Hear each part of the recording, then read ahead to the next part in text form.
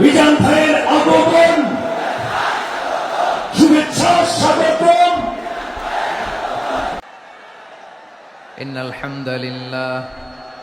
إن الحمد لله نحمده ونستعينه ونستغفره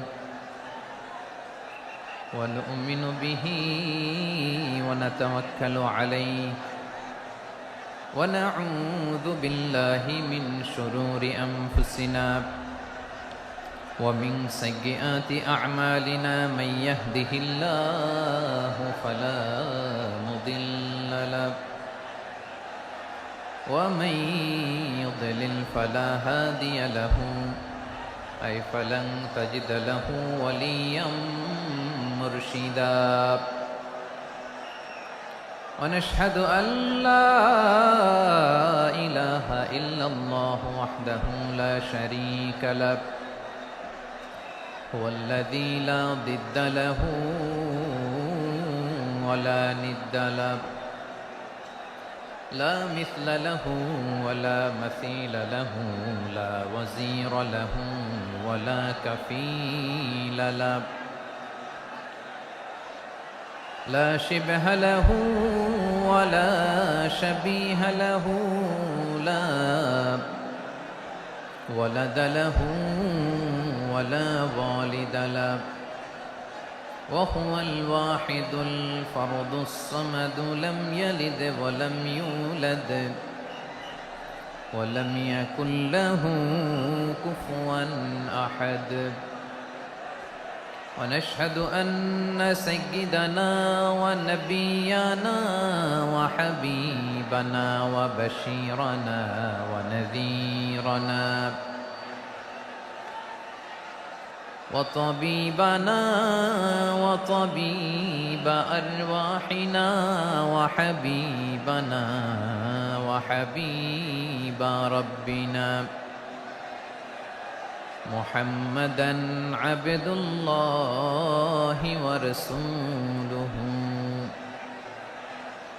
أرسله بالحق بشيرا ونذيرا وداعيا إلى الله بإذنه وسراجا منيرا أما بعد فقد قال الله تعالى في كلامه المجيد وفي فرقانه الحميد أعوذ بالله من الشيطان الرجيم بسم الله الرحمن الرحيم ولقد كرمنا بني آدم وحملناهم في البر والبحر ورزقناهم من الطيبات وفضلناهم على كثير ممن خلقنا تفضيلا إن الله وملائكته يصلون على النبي يا أيها الذين آمنوا صلوا عليه وسلموا تسليما اللهم صل على محمد وعلى آل محمد كما صليت على إبراهيم وعلى آل إبراهيم إنك حميد مجيد اللهم بارك على محمد وعلى آل محمد كما باركت على إبراهيم وعلى آل إبراهيم إنك حميد مجيد সকল প্রশংসার মালিককে, সকল ক্ষমতার উৎসকে। কেউ যেটা পারে না পারে কে, কেউ যেটা দেখে না দেখে কে? সে আল্লাহর দরবারে আমরা শুকর গুজার হচ্ছি। আমরা সবাই পড়ছি কালিমাতুশ শুকর, আলহামদুলিল্লাহ। সবাই একসাথে গলা ছেড়ে দিয়ে আওয়াজ করে পড়ুন, রব্বানা লাকাল হামদ হামদান কাসীরান তাইয়িবান মুবারাকান ফীহি ইয়া রাব্বি লাকাল হামদু কামা ইয়ানবাগি লিজালালি ওয়াজহিকা ওয়া আযীমি সুলতানিকা লাকাল হামদু বিল ঈমান লাকাল হামদু বিল ইসলাম লাকাল হামদু বিল কুরআন। আল্লাহ রাব্বুল ইজ্জা ওয়াল জালালের দরবারে শুকরিয়া জ্ঞাপনের পাশাপাশি আমি আজকের এই প্রোগ্রামের অর্গানাইজিং কমিটিকে অন্তরের অন্তঃস্থল থেকে ধন্যবাদ জানাতে চাই যে আদ-দ্বীন ফাউন্ডেশন অথরিটি তারা 3 দিন ব্যাপী যশোরের ফুলের হাটে এরকম চমৎকার, গুছানো, ওয়েল অর্গানাইজড একটা তাফসীরুল কোরআনের প্রোগ্রামের আয়োজন করেছে। আমি আল্লাহর শুকরিয়া জ্ঞাপনের পাশাপাশি তাদেরকে আমার অন্তরের অন্তঃস্থল থেকে শুকরিয়া, ধন্যবাদ এবং মোবারকবাদ জানাতে চাই। আজকের প্রোগ্রামে উপস্থিত আছেন বৃহত্তর খুলনা বিভাগের ব্যবসায়ী ভাইয়েরা, কর্মজীবী ভাইয়েরা, ছাত্র ভাইয়েরা, পর্দার আড়ালে, মহিলা প্যান্ডেলে আমার মায়েরা, বোনেরা। উপস্থিত আছেন কওমি মাদ্রাসার মুহতামিম বৃন্দ, আলিয়া মাদ্রাসার প্রিন্সিপাল হুজুর, শিক্ষক বৃন্দ, ছাত্রবৃন্দ, ইমাম সাহেব, খতিব সাহেব, মুয়াজ্জিন সাহেব, আইন শৃঙ্খলায় কর্মরত ভাইয়েরা, ভলান্টিয়ার্স, মিডিয়া কর্মী, সাংবাদিক বন্ধুরা, ইউটিউবার্স, আমি সবাইকে অন্তরের অন্তঃস্থল থেকে শুভেচ্ছা জানিয়ে শুরু করতে চাই। প্রিয় ভাইয়েরা, আমি জানি যশোরের মানুষ খুবই well civilized, they know manners. তারা ম্যানার জানে, অতিথির সাথে কেমন আচরণ করতে হয় যশোরের লোকেরা এটা জানে কি জানে না বলেন? মাশাআল্লাহ। স্টেজ থেকে ইনস্ট্রাকশন আসলে সেটা শুনতে হবে, না শুনলে আমিও বলতে পারবো না, আপনারাও উপকৃত হবেন না। কোটি কোটি টাকা ব্যয়, অনেক পরিশ্রম সাপেক্ষে, অনেক ওয়েল ডিজাইন করে ওনারা প্রোগ্রাম করেছেন। শেষ অধিবেশন যদি আপনারা ধাক্কা ধাক্কি বিশৃঙ্খলা করেন, বঞ্চিত হব, আমরা বঞ্চিত হব, আপনারা বঞ্চিত হবেন। মিডিয়া কর্মীদের মাধ্যমে দেশে বিদেশে কোটি কোটি দর্শক তারা বঞ্চিত হবে। আর যদি একটা নীরব, নিস্তব্ধ, নিঝুম পরিবেশ আমাকে উপহার দেন, আমি জনগুরুত্বপূর্ণ, যেটা রাষ্ট্রের জন্য গুরুত্বপূর্ণ, যেটা সামাজিকভাবে আমাদের জন্য গুরুত্বপূর্ণ, আমার ব্যক্তি জীবনের জন্য গুরুত্বপূর্ণ, গোটা মানবতার জন্য গুরুত্বপূর্ণ, এরকম কিছু বার্তা আজকের এই ঐতিহাসিক যশোরের প্রোগ্রামে আমি রাখতে চাই ইনশাআল্লাহ। কিন্তু সেজন্য সহযোগিতা করতে হবে। যে ডান দিকের ছেলেরা মাশাআল্লাহ বলার সাথে সাথে ঠান্ডা, কিন্তু এখানে এখনো ঠান্ডা হচ্ছে না। তোমরা ভলান্টিয়ারদের কথা শোনো, জায়গা না পেলে পেছনে যাও। ধাক্কাধাক্কি করো কেন ভাইয়েরা? এটা করো না। এই যে তোমাদেরকে দেখতে পাচ্ছি তো, একে অপরকে ধাক্কা ধাক্কি করে আমাকে দেখার চেষ্টা, পেছনে চলে যাও। Move move on, move, sit or move. আমি বারবার থামুন, চুপ করুন বলতে পারবো না। Sit or move on. 9টা প্যান্ডেল আছে, এখানে ধাক্কাধাক্কির কোনো মানে হয় না। তোমরা ধাক্কাধাক্কি করবা, এই জন্য প্যান্ডেল করা হয় নাই 9টা। বসো, কোনো কথা নাই, বসো বসো। কানগুলো খরগোশের কানের মতো খাড়া করো, কোনো আওয়াজ নাই, আওয়াজ নাই, কোনো আওয়াজ নাই। এই যে প্রিয় ভাইয়েরা, আল্লাহর ওয়াস্তে চুপ করুন। যশোরের ভাইয়েরা, আল্লাহর ওয়াস্তে চুপ করুন।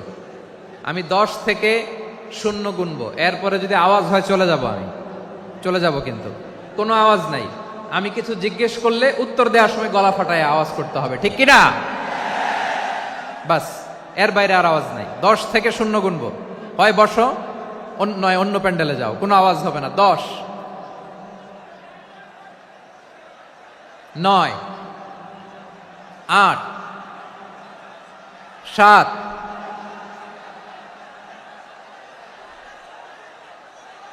6 5 4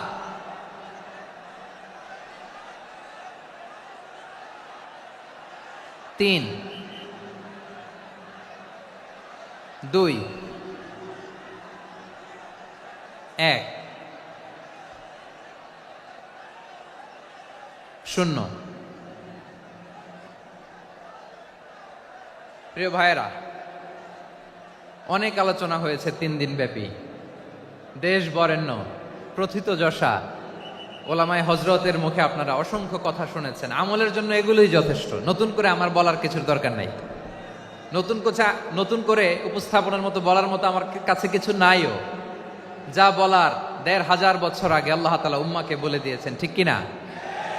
এমন কিতাব দান করেছে যে কিতাবে ভুল নাই, যতই পড়ি ততই শেখা যায়। বিয়ন্ডলেস, বাউন্ডলেস, বটমলেস, কুল কিনারা নাই, কুল কিনারাবিহীন সাগর। পড়েন সুবহানাল্লাহ। গত 3 দিন ধরে স্কলাররা যে সমস্ত বিষয় কোরআন সুন্নাহর আলোকে আলোচনা করেছে, আমরা যেন সেগুলোর উপর আমল করতে পারি। আল্লাহ তৌফিক দান করুক, আমরা পড়ি আমিন। আসুন, এখানে আসার বসার এই প্রোগ্রামে অংশগ্রহণ করার উদ্দেশ্যকে, নিয়াতকে আমরা খালিস করে নেই। আজকে আমরা যা শুনবো শিখবো আমলের নিয়তে শুনবো, ঠিক কিনা বলেন? শেষ পর্যন্ত নীরবতা বজায় রাখবো। আমি উঠবো, আপনারা উঠবেন। এর আগে ওঠা যাবে না। স্কেডিউলে একটু চেঞ্জ এসেছে, এশার সালাত হয়নি। আমার আলোচনার পরপরই আজান হবে। এশার সালাতে আমরা জামাতে অংশগ্রহণ করে একসাথে বিদায় নেব ইনশাল্লাহ। বলেন, বিশৃঙ্খলা করলে আমার বুঝাতে, পয়েন্টগুলো শেয়ার করতে দেরি হবে। আর এই যে এরকম নীরব নিস্তব্ধ থাকলে সুবিধা হবে। আল্লাহর ওয়াস্তে বি স্মার্ট। জায়গা না হলে চলে যাবেন, আওয়াজ করবেন না। ভলান্টিয়াররাও আওয়াজ নয়, ইশারা ইঙ্গিতে। প্রিয় ভাইয়েরা, যে টপিকটি নিয়ে আমি আপনাদের সামনে আজকে কথা বলতে চাই, টপিকটি অনেক গুরুত্বপূর্ণ। টপিকটি হচ্ছে হিউম্যান রিসোর্স ডেভেলপমেন্ট, মানব সম্পদ উন্নয়ন। কারণ আল্লাহ তাআলা আমাদের যা দেখ আর না দেখ এটা দিছে। মানুষ আর মানুষ, 18 কোটি মানুষ, ঠিক কিনা? এই 18 কোটি জনসংখ্যার দেশে বসবাস করে আমরা খুশি না বেজার? খুশি হইতে হবে, বেজার হইেন না। জাপানের খবর জানেন? তাদের গ্রোথ রেট নিচের দিকে, উল্টো। জনসংখ্যা নাই, বাচ্চা নিলে, সন্তান নিলে গভর্নমেন্ট তাদের টাকা দেয়। আমাদেরকে আল্লাহ তাআলা দয়া করে, মায়া করে এই সম্পদটা দিয়েছেন। এই মানব সম্পদকে যেন আমরা কাজে লাগাই ইনশাআল্লাহ। পড়েন সবাই। হিউম্যান রিসোর্স ডেভেলপমেন্ট অনেক জনগুরুত্বপূর্ণ বিষয়, খুব সেন্সিটিভ বিষয়। বুঝতে হবে যশোরের স্মার্ট ছেলেরা, এই যে আমি যাদেরকে দেখতে পাচ্ছি, all are the Gen Z of Jashore. যারা জেন জি, ওরা স্মার্ট, ওরা ইশারা ইঙ্গিতে কাজ করে। এই যে পুরো গদি উল্টায় দিচ্ছে, ঠিক কিনা? 24-এর ছাত্র নাগরিক অভ্যুত্থান আমাদের দেখিয়ে দিচ্ছে কিভাবে চোখের ইশারায় গদি উল্টে দিতে হয়। তো এই জেনজিদের নিয়ে বসেছে, ওরা তো স্মার্ট, ওরা ডিস্টার্ব করবে না। মেহরবানি করে আমার সাথে কানেক্ট করো, 1 to 1, brain to brain, eye to eye contact করো আমার সাথে। তাকাও, কষ্ট হলো আমার দিকে তাকাও, আওয়াজ করা যাবে না, আমার দিকে তাকাও। প্রিয় ভাইয়েরা, হিউম্যান রিসোর্স ডেভেলপমেন্টের ব্যাপারে কিছু কথা বলবো। এই যে আমাদের বিশাল জনসংখ্যা, এই জনসংখ্যাকে কি করে জনসম্পদে রূপান্তরিত করা যায় এ ব্যাপারে কথা বলবো। আমি সূরাতু বনী ইসরাইলের 70 নম্বর আয়াত তেলাওয়াত করেছি। এই আয়াতের আলোকে কিছু কথা আমি আপনাদের সামনে বলবো। আল্লাহ তাআলা ইরশাদ করছেন, ওয়ালাকাদ কাররামনা বনী আদম ওয়া হামালনাহুম ফিল বাররি ওয়াল বাহরি ওয়া রাযাকনাহুম মিনাত তাইয়্যিবাত ওয়া ফাদ্দালনাহুম আলা কাসীরিম মিম্মান খালাকনা তাফদীলা। পড়েন আল্লাহু আকবার। রব্বুল আলামিন বলেন, ওয়ালাকাদ কাররামনা বনী আদম, আমি বনী আদমকে সম্মানিত করেছি, বনী আদমকে মর্যাদা দিয়েছি। ওয়া হামালনাহুম ফিল বাররি ওয়াল বাহর, বনী আদমকে জলে স্থলে এবং সমুদ্রে চলাচলের বাহন দিয়েছি। ওয়া রাযাকনাহুম মিনাত তাইয়্যিবাত, তাদেরকে পবিত্র রিজিকের বন্দোবস্ত করেছি। ওয়া ফাদ্দালনাহুম আলা কাসীরিম মিম্মান খালাকনা তাফদীলা, আর আমি আল্লাহ যাদেরকে সৃষ্টি করেছি তাদের মধ্য থেকে বনি আদমকে আমি শ্রেষ্ঠ বানিয়েছি। আমরা শ্রেষ্ঠ, আমরা আশরাফুল মাখলুকাত। আমরা কি এই যে এমনি চিল্লাচিল্লি করে জিজ্ঞাসা করলে বলে না, আমরা আশরাফুল মাখলুকাত। আমরা কি শ্রেষ্ঠ, সবার চেয়ে সেরা। আমাদের মতো করে আল্লাহ কাউকে বানায় নাই। দুই পায়ে ভর করে শির দ্বারা এরকম স্ট্যান্ড রেখে মাথা উঁচু করে দাঁড়াতে পারে এরকম কোন প্রাণী পৃথিবীতে আছে? এজন্য আল্লাহ বলেন ওয়ালাকাদ কাররামনা বানি আদম, আমি বনি আদমকে সম্মানিত করেছি, তাদেরকে আমি মর্যাদা দিয়েছি। তাদেরকে আমি যত মর্যাদা দিয়েছি আমার কোন সৃষ্টিকে এত মর্যাদা দেই নাই। পড়েন সুবহানাল্লাহ। I have dignified the status of the sons of Adam. আদমের সব সন্তানের মর্যাদা আমি বাড়িয়েছি। আল্লাহ এখানে বলেননি ওয়ালাকাদ কাররামনাল মুমিনিন, আমি মুমিনের মর্যাদা বাড়িয়েছি, বলেছেন? আল্লাহ এখানে বলেন নাই ওয়ালাকাদ কাররামনাল মুসলিমিন, আমি মুসলিমের মর্যাদা বাড়িয়েছি। আল্লাহ বলেছেন ওয়ালাকাদ কাররামনা বানি আদম, আমি বনি আদমের সম্মান বাড়িয়েছি। হোক সে মুমিন কিংবা কাফের, মুসলিম কিংবা মুশরিক, আস্তিক কিংবা নাস্তিক, আরব কিংবা অনারব, যেই হোক না কেন আদম সন্তান সবগুলার মর্যাদা বাড়ায় দিয়েছে কে? সবার মর্যাদা আল্লাহ বাড়িয়েছে। মানুষ হিসেবে মর্যাদা। বিশ্বনবী সাল্লাল্লাহু আলাইহি ওয়াসাল্লাম ইহুদির লাশ দেখে দাঁড়িয়ে গেলেন। কার লাশ? আমার যশোরের ভাইয়েরা আওয়াজ করে বলুন, কার লাশ? ইহুদির লাশ দেখে দাঁড়ায় গেলেন। সাহাবারা বললেন ইয়া রাসূলুল্লাহ, আপনি দাঁড়ালেন যে, এটা তো ইহুদির লাশ। বিশ্বনবী বললেন আওয়ালাইসাত নাফসান, এটা কি মানুষ নয়? এটা হোক ইহুদি হোক খ্রিস্টান, এটা তো মানুষ। আমি মানুষ দেখে দাঁড়িয়েছি। আই স্যালিউট দ্য হিউম্যানিটি, আমি মানবতাকে সম্মান করেছি। পড়েন সুবহানাল্লাহ। তাহলে এই জমিনে মানুষের মর্যাদা বেশি, হোক আস্তিক হোক নাস্তিক, হোক মুমিন কিংবা কাফের। আদমের সন্তান হলে, মানুষ হলেই তার মর্যাদা বাড়িয়েছে কে? আমার কলিজার টুকরা যশোরের ভাইয়েরা, মানুষের মর্যাদা আল্লাহ এত বাড়িয়েছেন, মানুষ জীবিত থাকলেও যেমনি মর্যাদাবান, মরে গেলেও মর্যাদাবান। সুবহানাল্লাহ পড়েন। মানুষ মরে গেলে এই ডেড বডিটা কি হয়? পচে যায়, গলে যায়, মাটির সাথে মিশে যায়। তাই বলে আপনি ডেড বডির সাথে যাচ্ছে তাই করতে পারবেন না। পারবেন? কেউ যদি অন্যায় করে তাকে যদি আপনি শাস্তির আওতায় আনেন, যা মনে চায় করতে পারবেন না। তারা আগুন দিয়ে পোড়াতে পারবেন না, নাক কাটতে পারবেন না, কান কাটতে পারবেন না, অঙ্গ বিকৃতি করতে পারবেন না। কারণ মানব জাতির মর্যাদা স্বয়ং দিয়েছে কে? ডেড বডি পচে যাবে, গলে যাবে। তারপর ইসলাম বলে না, খবরদার, এই মরা লাশটারও একটা মর্যাদা আছে না নাই? ইসলাম বলে এই লাশটা গলে যাবে, পচে যাবে, কিন্তু এটার অমর্যাদা করো না। কর্পূর দিয়ে, খেজুর পাতা দিয়ে এটাকে ওয়ার্ম ওয়াটার দিয়ে, গরম পানি দিয়ে ধৌত করো। সাদা শুভ্র ধবধবে কাপড় দিয়ে লাশটাকে তুমি কাভার করো। তারপরে খাটিয়ার মধ্যে লাশটাকে রেখে বিশাল একটা প্রোগ্রাম করো, একটা ফিউনারাল প্রোগ্রাম করো। ওই প্রোগ্রামের ডানে বায়ে পেছনে লাশটারে রাখলে হবে না, প্রোগ্রামের একেবারে সামনটাতে তুমি লাশটাকে রাখো। সুবহানাল্লাহ।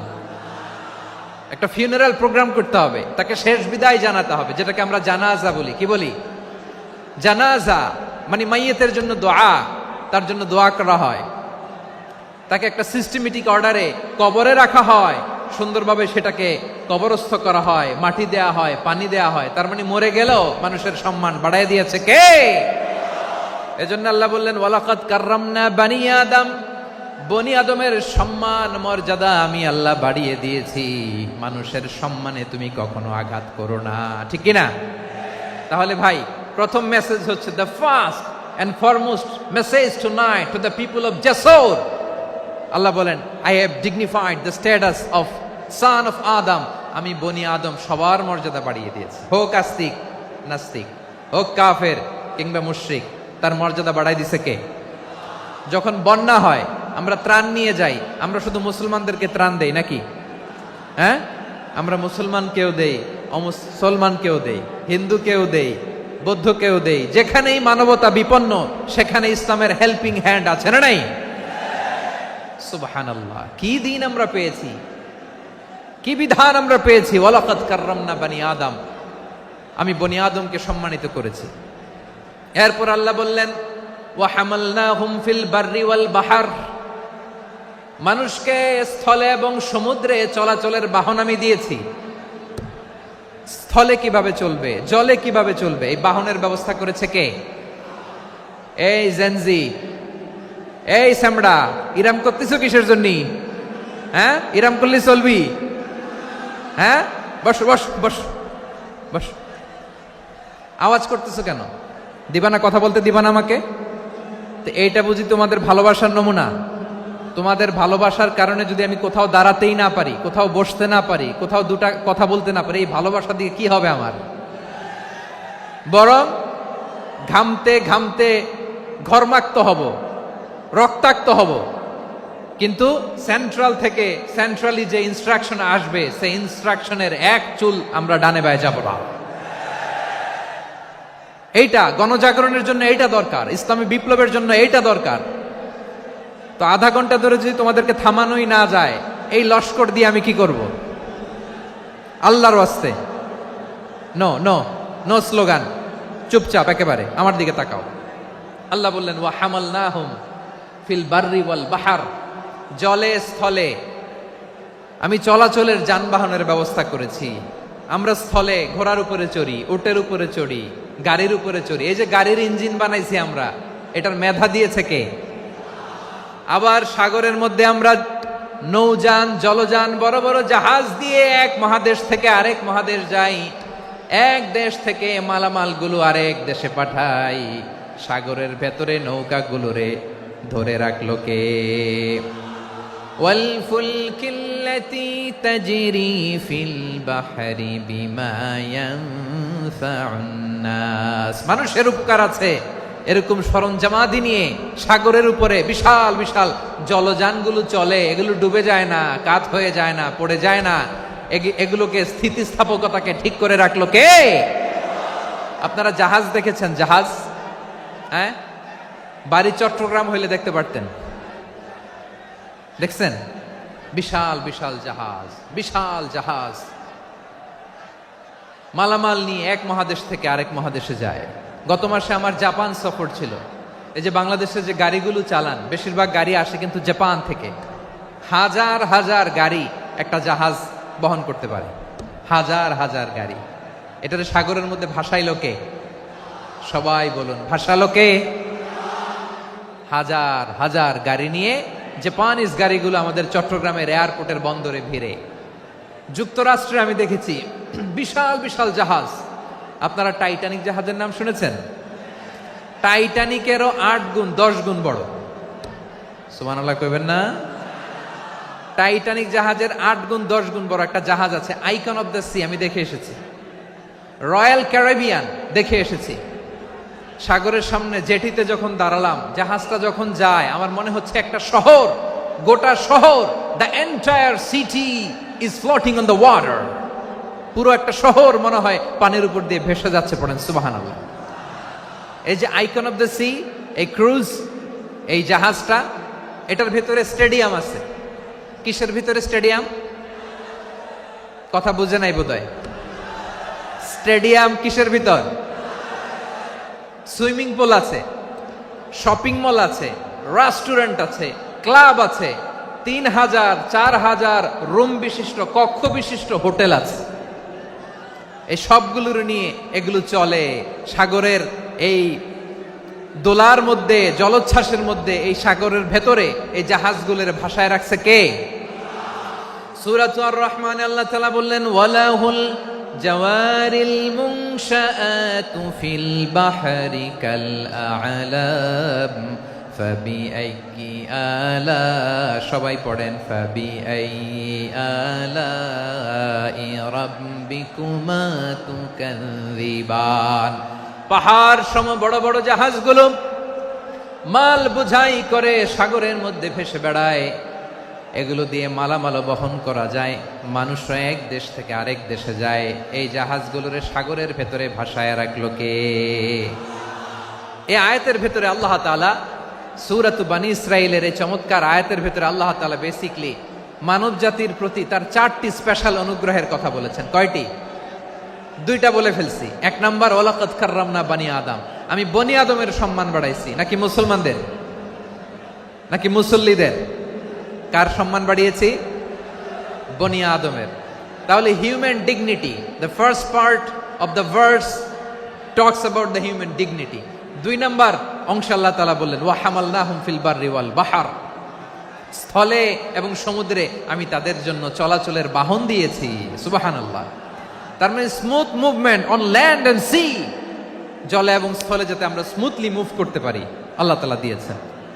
তিন নম্বর আল্লাহ তাআলা বললেন ওয়া রাযাকনাহুম মিনাত তাইয়্যিবাত, মানুষের জন্য আমি পবিত্র রিজিকের ব্যবস্থা করেছি।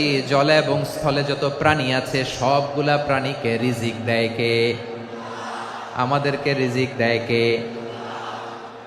সাগরের মাছগুলোকে, বড় বড় তিমি মাছগুলোরে রিজিক দেয় কে? বাতাসের মধ্যে ভেসে বেড়ানো বড় বড় পাখিগুলো, স্ক্যান্ডিনেভিয়ান কান্ট্রি থেকে লক্ষ লক্ষ কোটি কোটি পাখিগুলো যে এক দেশ থেকে আরেক দেশে ট্রান্সফার হয়, এগুলোর রিজিক দেয় কে? রব্বুল আলামিন বলেন ওয়ামা মিন দাব্বাতিন ফিল আরদি ইল্লা আলাল্লাহি রিজকুহা ওয়া ইয়ালামু মুস্তাকাররাহা ওয়া মুস্তাওদাআহা কুল্লুম ফি কিতাবিম মুবিন। আল্লাহু আকবার। রব্বুল আলামিন বলেন ভূপৃষ্ঠে বিচরণশীল যত প্রাণী আছে সব প্রাণীগুলোকে আমি আল্লাহ আমার নিজের কুদরতে রিজিকের বন্দোবস্ত করি। এই প্রাণীগুলো কোথায় থাকে, কোথায় যায়, সব জায়গায় আমি রিজিক পৌঁছে দেই। রিজিক কেউ দিতে পারে না, রিজিকের মালিক কে? রিজিকের মালিক তিনি আল্লাহ। এজন্য আল্লাহ তাআলা বললেন ওয়া রাযাকনাহুম মিনাত তাইয়্যিবাত। এরপর আল্লাহ বললেন ওয়া ফাদ্দালনাহুম আলা কাসীরিম মিম্মান খালাকনা তাফদীলা।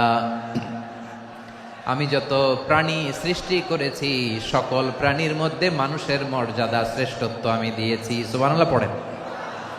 তাহলে এক নম্বরে আল্লাহ বললেন আমি বনি আদমের মর্যাদা বাড়ালাম। এরপরে বললেন স্থলে এবং সমুদ্রে চলাচলের জন্য যানবাহন দিলাম। তিন নম্বরে আল্লাহ বললেন পবিত্র রিজিকের ব্যবস্থা করে দিলাম। এরপরে আল্লাহ বললেন যত প্রাণী আছে, সৃষ্টি আছে, সবগুলার উপরে আমি মানুষকে শ্রেষ্ঠত্ব দিলাম। সুবহানাল্লাহ। তাহলে সবচেয়ে বেশি শ্রেষ্ঠত্ব মানুষের। কার? মানুষের। শুধু তাই নয় প্রিয় ভাইরা, আকাশ এবং জমিনে যা কিছু আছে সবকিছু মানুষের জন্য, মানুষের কল্যাণে, মানুষের প্রয়োজনে, মানুষের বশীভূত করে সৃষ্টি করেছেন কে? রব্বুল আলামিন বলেন হুয়াল্লাযী খালাকা লাকুম মা ফিল আরদি জামিআ। এই জমিনের মধ্যে যা কিছু আমি আল্লাহ সৃষ্টি করেছি সব কিছু আমি মানুষের জন্য সৃষ্টি করেছি। পড়েন সুবহানাল্লাহ। হুয়াল্লাযী খালাকা লাকুম মা ফিল আরদি জামিআ, যা আছে সব আমাদের জন্য, সব আমাদেরকে সার্ভিস দেওয়ার জন্য, আমাদের উপকারের জন্য, আমাদের কল্যাণের জন্য। আওয়াজ করে সবাই পড়ুন আল্লাহু আকবার। অন্য আয়াতে আল্লাহ বললেন ওয়াসাখখারা লাকুম মা ফিস সামাওয়াতি ওয়া মা ফিল আরদি জামিআম মিন ইন্না ফি যালিকা লাআয়াতিন লিকাউমি ইয়াতাফাক্কারুন। প্রথম আয়াতে আল্লাহ বললেন জমিনে যা আছে সব তোমাদের কল্যাণে আমি সৃষ্টি করলাম। এরপরে আল্লাহ বললেন আকাশেও যা আছে সব তোমাদের জন্য সৃষ্টি করলাম, তোমাদের অনুগত বানায় দিলাম। পড়েন সুবহানাল্লাহ। মানুষের কি ব্রেইন দেখেন, মানুষ জমিন ছেড়ে আকাশে চলে যায়। পাখি দেখে মানুষের শখ হলো পাখি যেহেতু উঠতে পারে আমরাও পারবো। অরবিল রাইট, উইলবার রাইট, দুই ভাই মিলে আঁকাঝোঁকা করতে করতে করতে করতে প্লেন বানায় ফেললো। কোন সুবহানাল্লাহ। এখন পাখিও ওরে, আমরাও ওরি। এরপরেই মানুষের কৌতূহল থামে না এখানে। মানুষ চলে গিয়েছে চাঁদে। কোথায় গেছে? এখন কিন্তু চাঁদে জমি বিক্রি হয় জানেন। পৃথিবী নিয়ে মারামারি শেষ, রাশিয়া আমেরিকা এখন ধরছে চাঁদ আর মঙ্গল গ্রহ। এখন চাঁদে জমি বিক্রি হয়, মঙ্গলে জমি বিক্রি হয়। এই চাঁদ মঙ্গল, বৃহস্পতি, শনি সব আল্লাহ তাআলা আমাদের জন্য বানিয়েছেন। সুবহানাল্লাহ পড়েন। মানুষ সাগরের উপরে চড়ে, শূন্যে ভেসে বেড়ায়, পাহাড় কেটে সুড়ঙ্গ বানায়, টানেল বানায়। মানুষ ব্রডব্যান্ডের লাইন নিয়ে যায় সাগরের ভেতর দিয়ে, এক দেশ থেকে আরেক দেশে, এক মহাদেশ থেকে আরেক মহাদেশে। সুবহানাল্লাহ পড়েন। তার মানে গোটা বিশ্বের সব কিছুর উপরে control, superiority over all creatures, সব কিছুর উপর কন্ট্রোল, মনিটরিং, নিয়ন্ত্রণ, এটা প্রতিষ্ঠা করে দিয়েছে কে? এজন্যই মানুষের শ্রেষ্ঠত্ব। ওয়ালাকাদ কাররামনা বানি আদম, আমি বনি আদমের সম্মান বাড়িয়েছি, মর্যাদা আমি বাড়িয়ে দিয়েছি এই কারণে, কারণ মানুষ সব কিছুর উপর নিয়ন্ত্রণ নিতে পারে। মানুষকে নিয়ে এই কোরআনের সব আলোচনা, মানুষকে নিয়ে এই কোরআনের সব। তাই কোরআনের কেন্দ্রীয় আলোচ্য বিষয় হচ্ছে মানুষ। কোরআনের কেন্দ্রীয় আলোচ্য বিষয় কি? যশোরের ভাইয়েরা বুঝে থাকলে সবাই বলবেন, কোরআনের কেন্দ্রীয় আলোচ্য বিষয় কি? এই যে আমি মূল আলোচনায় যাচ্ছি এখন। কেন মানুষ কোরআনের কেন্দ্রীয় আলোচ্য বিষয়? এই যে ভাইয়েরা, এই যে হাত জোর করে, এই যে Jessore Gen Z, the smart people of Jessore, হাত জোর করে বলতেছে, হাত জোর করে তোদের কাছে আল্লাহর দোহাই লাগে, স্টপ স্টপ। শুরুতে একবার বলেছে জায়গা না হলে আস্তে আস্তে ধাক্কা দিবা, সামনে না পিছনে, দিয়ে দিয়ে বেরোয় চলে যাও। এলইডিতে দেখো, এই যে এই যে আল্লাহর ওয়াস্তে জায়গা না হলে ওদিকে যাও। কোরআনের মাহফিলে বিশৃঙ্খলা, এটা কাফিরদের আলামত। কাফিররা শীষ দিত, শীষ। বিশ্বনবী কোরআনের তাফসির করলে কাফিররা শীষ দিত আর ক্ল্যাপিং করত, হুইসেল এন্ড ক্ল্যাপিং। তো আমরা কি এখানে বিশৃঙ্খলা করতে আসছি? তো বারবার থামানো লাগে কেন? কোনো আওয়াজ হবে না, বললাম তো, স্টপ। আওয়াজ করে বলুন, কোরআনের কেন্দ্রীয় আলোচ্য বিষয় কি? সবাই বলেননি। এতগুলো মানুষ উত্তর দিলে এতটুকু আওয়াজ হয়, অন্তত আমি বিশ্বাস করি না। যশোর, আওয়াজ করে বলো, কোরআনের কেন্দ্রীয় আলোচ্য বিষয় কি? মানুষ। এই মানুষ কোরআনের কেন্দ্রীয় আলোচ্য বিষয়। মানুষকে আল্লাহ স্বাধীনতা দিয়েছেন। ফামান শাআ ফালইউমিন ওয়া মান শাআ ফালইয়াকফুর। চাইলে মুমিন হতে পারো, চাইলে কাফের হতে পারো, তোমার ইচ্ছা। তবে জেনে রাখো, মুমিন হলে পাবা জান্নাত, কাফির হলে পাবা জাহান্নাম। নাও দ্য ডিসিশন ইজ ইয়ার্স। সিদ্ধান্ত তোমার, জান্নাতে যাবা না জাহান্নামে যাবা। যশোরের ভাইয়ের আওয়াজ করে বলুন, কই যেতে চান, জান্নাতে না জাহান্নামে? ডান দিকে না বাম দিকে? ডানপন্থী না বামপন্থী? চিল্লা চিল্লি না চুপচাপ? চুপচাপ কয়ে আবার চিল্লাচিল্লি শুরু করেছে। মাশাআল্লাহ, গুরুত্বপূর্ণ কথা বাকি আছে, আমাকে সহযোগিতা করতে হবে। মাশাআল্লাহ, এই তো ঠান্ডা হয়েছে। হ্যাঁ, ঠিক আছে ঠিক আছে ঠিক আছে। মানুষকে আল্লাহ এত স্বাধীনতা দিয়েছেন, মানুষ চাইলে অনেক ভালো হইতে পারে। ভালোর রাস্তাও খোলা, খারাপ হওয়ার রাস্তাও খোলা।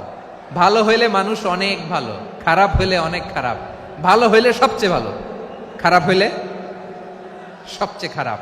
এজন্য সিদ্ধান্ত আপনাকে নিতে হবে। আল্লাহ তাআলা বলছেন, লাকাদ খালাকনাল ইনসানা ফি আহসানি তাকওয়িম সুম্মা রাদাদনাহু আসফালা সাফিলিন।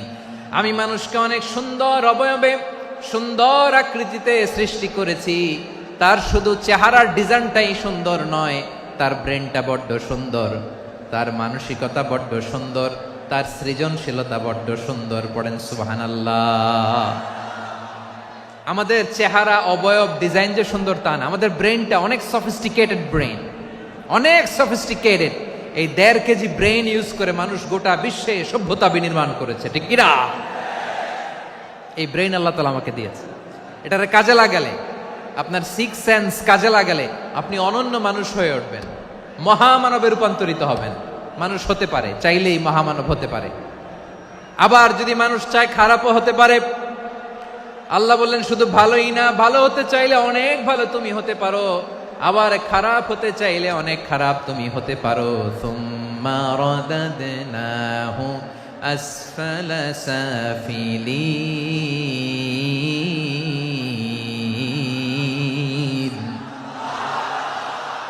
খারাপ হলে একেবারে খারাপ হতে পারো, নিকৃষ্ট হলে একেবারে নিকৃষ্ট হতে পারো, ভালো হলেও ভালো হতে পারো। কোন সুবহানাল্লাহ। এবার আওয়াজ করে বলুন, ভালো হতে চাই না খারাপ? শ্রেষ্ঠ না নিকৃষ্ট? মানুষ ভালো হলে মানুষ ফেরেশতার চেয়েও ভালো, মানুষ খারাপ হলে সে পশুর চেয়েও খারাপ। কথা ঠিক কিনা বলেন? ভালো হলে ফেরেশতার চেয়েও ভালো, খারাপ হলে পশুর চেয়েও নিকৃষ্ট।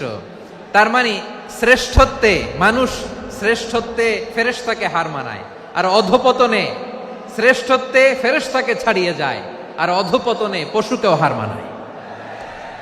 আই রিপিট, আমি আবারও বলছি, মানুষ শ্রেষ্ঠত্বে ফেরেশতাকে ছাড়িয়ে যায়, আর অধপতনে সে পশুকেও হার মানায়। আওয়াজ করে বলতে হবে ঠিক কিনা?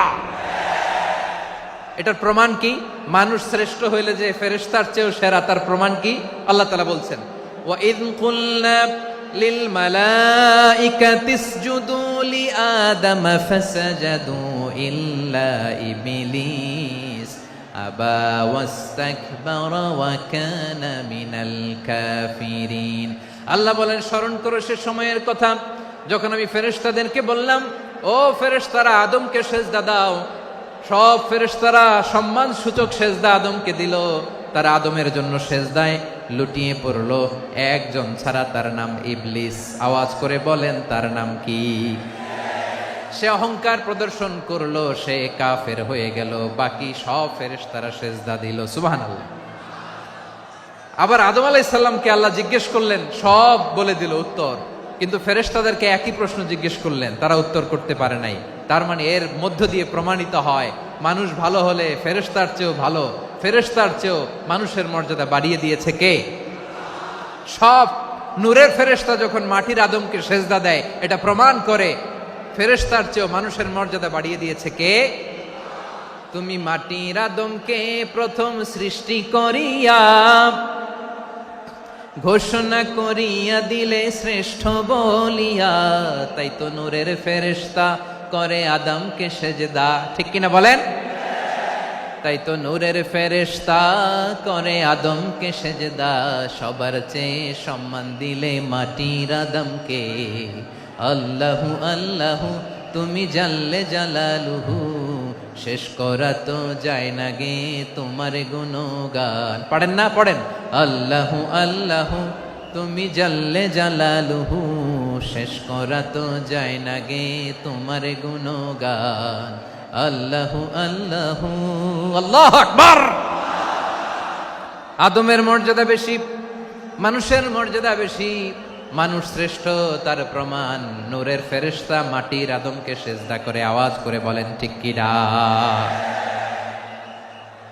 তাহলে মানুষ ভালো হলে ফেরেশতার চেয়ে ভালো, আবার মানুষ যদি খারাপ হয় সে পশুর চেয়েও খারাপ। অধপতনে পশুত্বকে হার মানায়। তার প্রমাণ? তার প্রমাণ কি? তার প্রমাণ হচ্ছে, যশোরের ভাইরা দেখবেন পত্রিকায় নিউজ পেপারে মাঝে মাঝে এরকম দেখা যায়, এক মানুষ আরেক মানুষকে হত্যা করে 20 টুকরা করে বস্তার ভিতরে ভরেছে। আপনারা এই নিউজ পড়েন নাই না? দেখেন নাই? দেখছেন? মানুষ মানুষকে হত্যা করে কয় টুকরা? জোরে বলেন। এখানেই ক্ষান্ত হয় না, আবার কোথায় ভরছে? বস্তার ভেতরে। আচ্ছা, বুঝে থাকলে আওয়াজ করে বলেন, কোনদিন শুনছেন একটা হাতি আর একটা হাতিকে হত্যা করে 20 টুকরা করছে, এরপরে বস্তার ভিতরে ভরছে? হইছে? তাহলে দেখেন, মানুষ যদি খারাপ হয় সে পশুকেও হার মানায়। চিল্লায় বলো ঠিক কিনা? এমনও দুশ্চরিত্র মানুষ আছে যার যার নজর থেকে 6 মাসের ছোট্ট মেয়ে থেকে শুরু করে 80 বছরের বৃদ্ধারাও নিরাপদ নয়। পশুকেও হার মানে। মানুষ মানুষের ঘর জ্বালিয়ে পুড়ে মেসাকার করে দেয়, জনপদের পর জনপদ জ্বালায় দেয়। এরকম আছে না নাই? বোমা মেরে শহরগুলো উড়িয়ে দেয়। এই যে ইসরায়েল গাজার মধ্যে যে অ্যাটাক করেছে, এরা মসজিদ মানে নাই, মসজিদে বম ফেলেছে। এরা খ্রিস্টানদের চার্চ গির্জা মানে নাই, গির্জায় বম ফেলেছে। পৃথিবীর ইতিহাসে never happened in the history of the world that someone bombed on a hospital, on a ICU center. এমন হাসপাতাল যেখানে আইসিইউর রোগীরা আছে, ওই হাসপাতালের উপরও ইসরায়েলি সৈনিকেরা বোমা মেরেছে। জোরে বলেন ঠিক কিনা? এরা মানুষ। আওয়াজ করে বলেন, এরা মানুষ না। প্রিয় ভাইয়েরা, চোখ কান নাক মুখ থাকলেই মানুষ না। যা সামনে দেখেন এগুলো সব মানুষ না, এগুলো জনসংখ্যা। এগুলো কি? সবাই বলুন, এগুলো কি? বাড়ছে জনসংখ্যা, কমছে মানুষ। বাড়ছে জনসংখ্যা, কমছে। এই দুনিয়া এখন তো আর সেই দুনিয়া নাই, মানুষ নামের মানুষ আছে দুনিয়া বোঝাই, সেই মানুষের ভিড়ে আমার আসল মানুষ নাই। ঠিক কিনা? আসল মানুষের বড্ড অভাব, আসল মানুষের বড্ড অভাব। আমার ভাইয়েরা, মানুষ খারাপ হলে পশুকেও হার মানায়।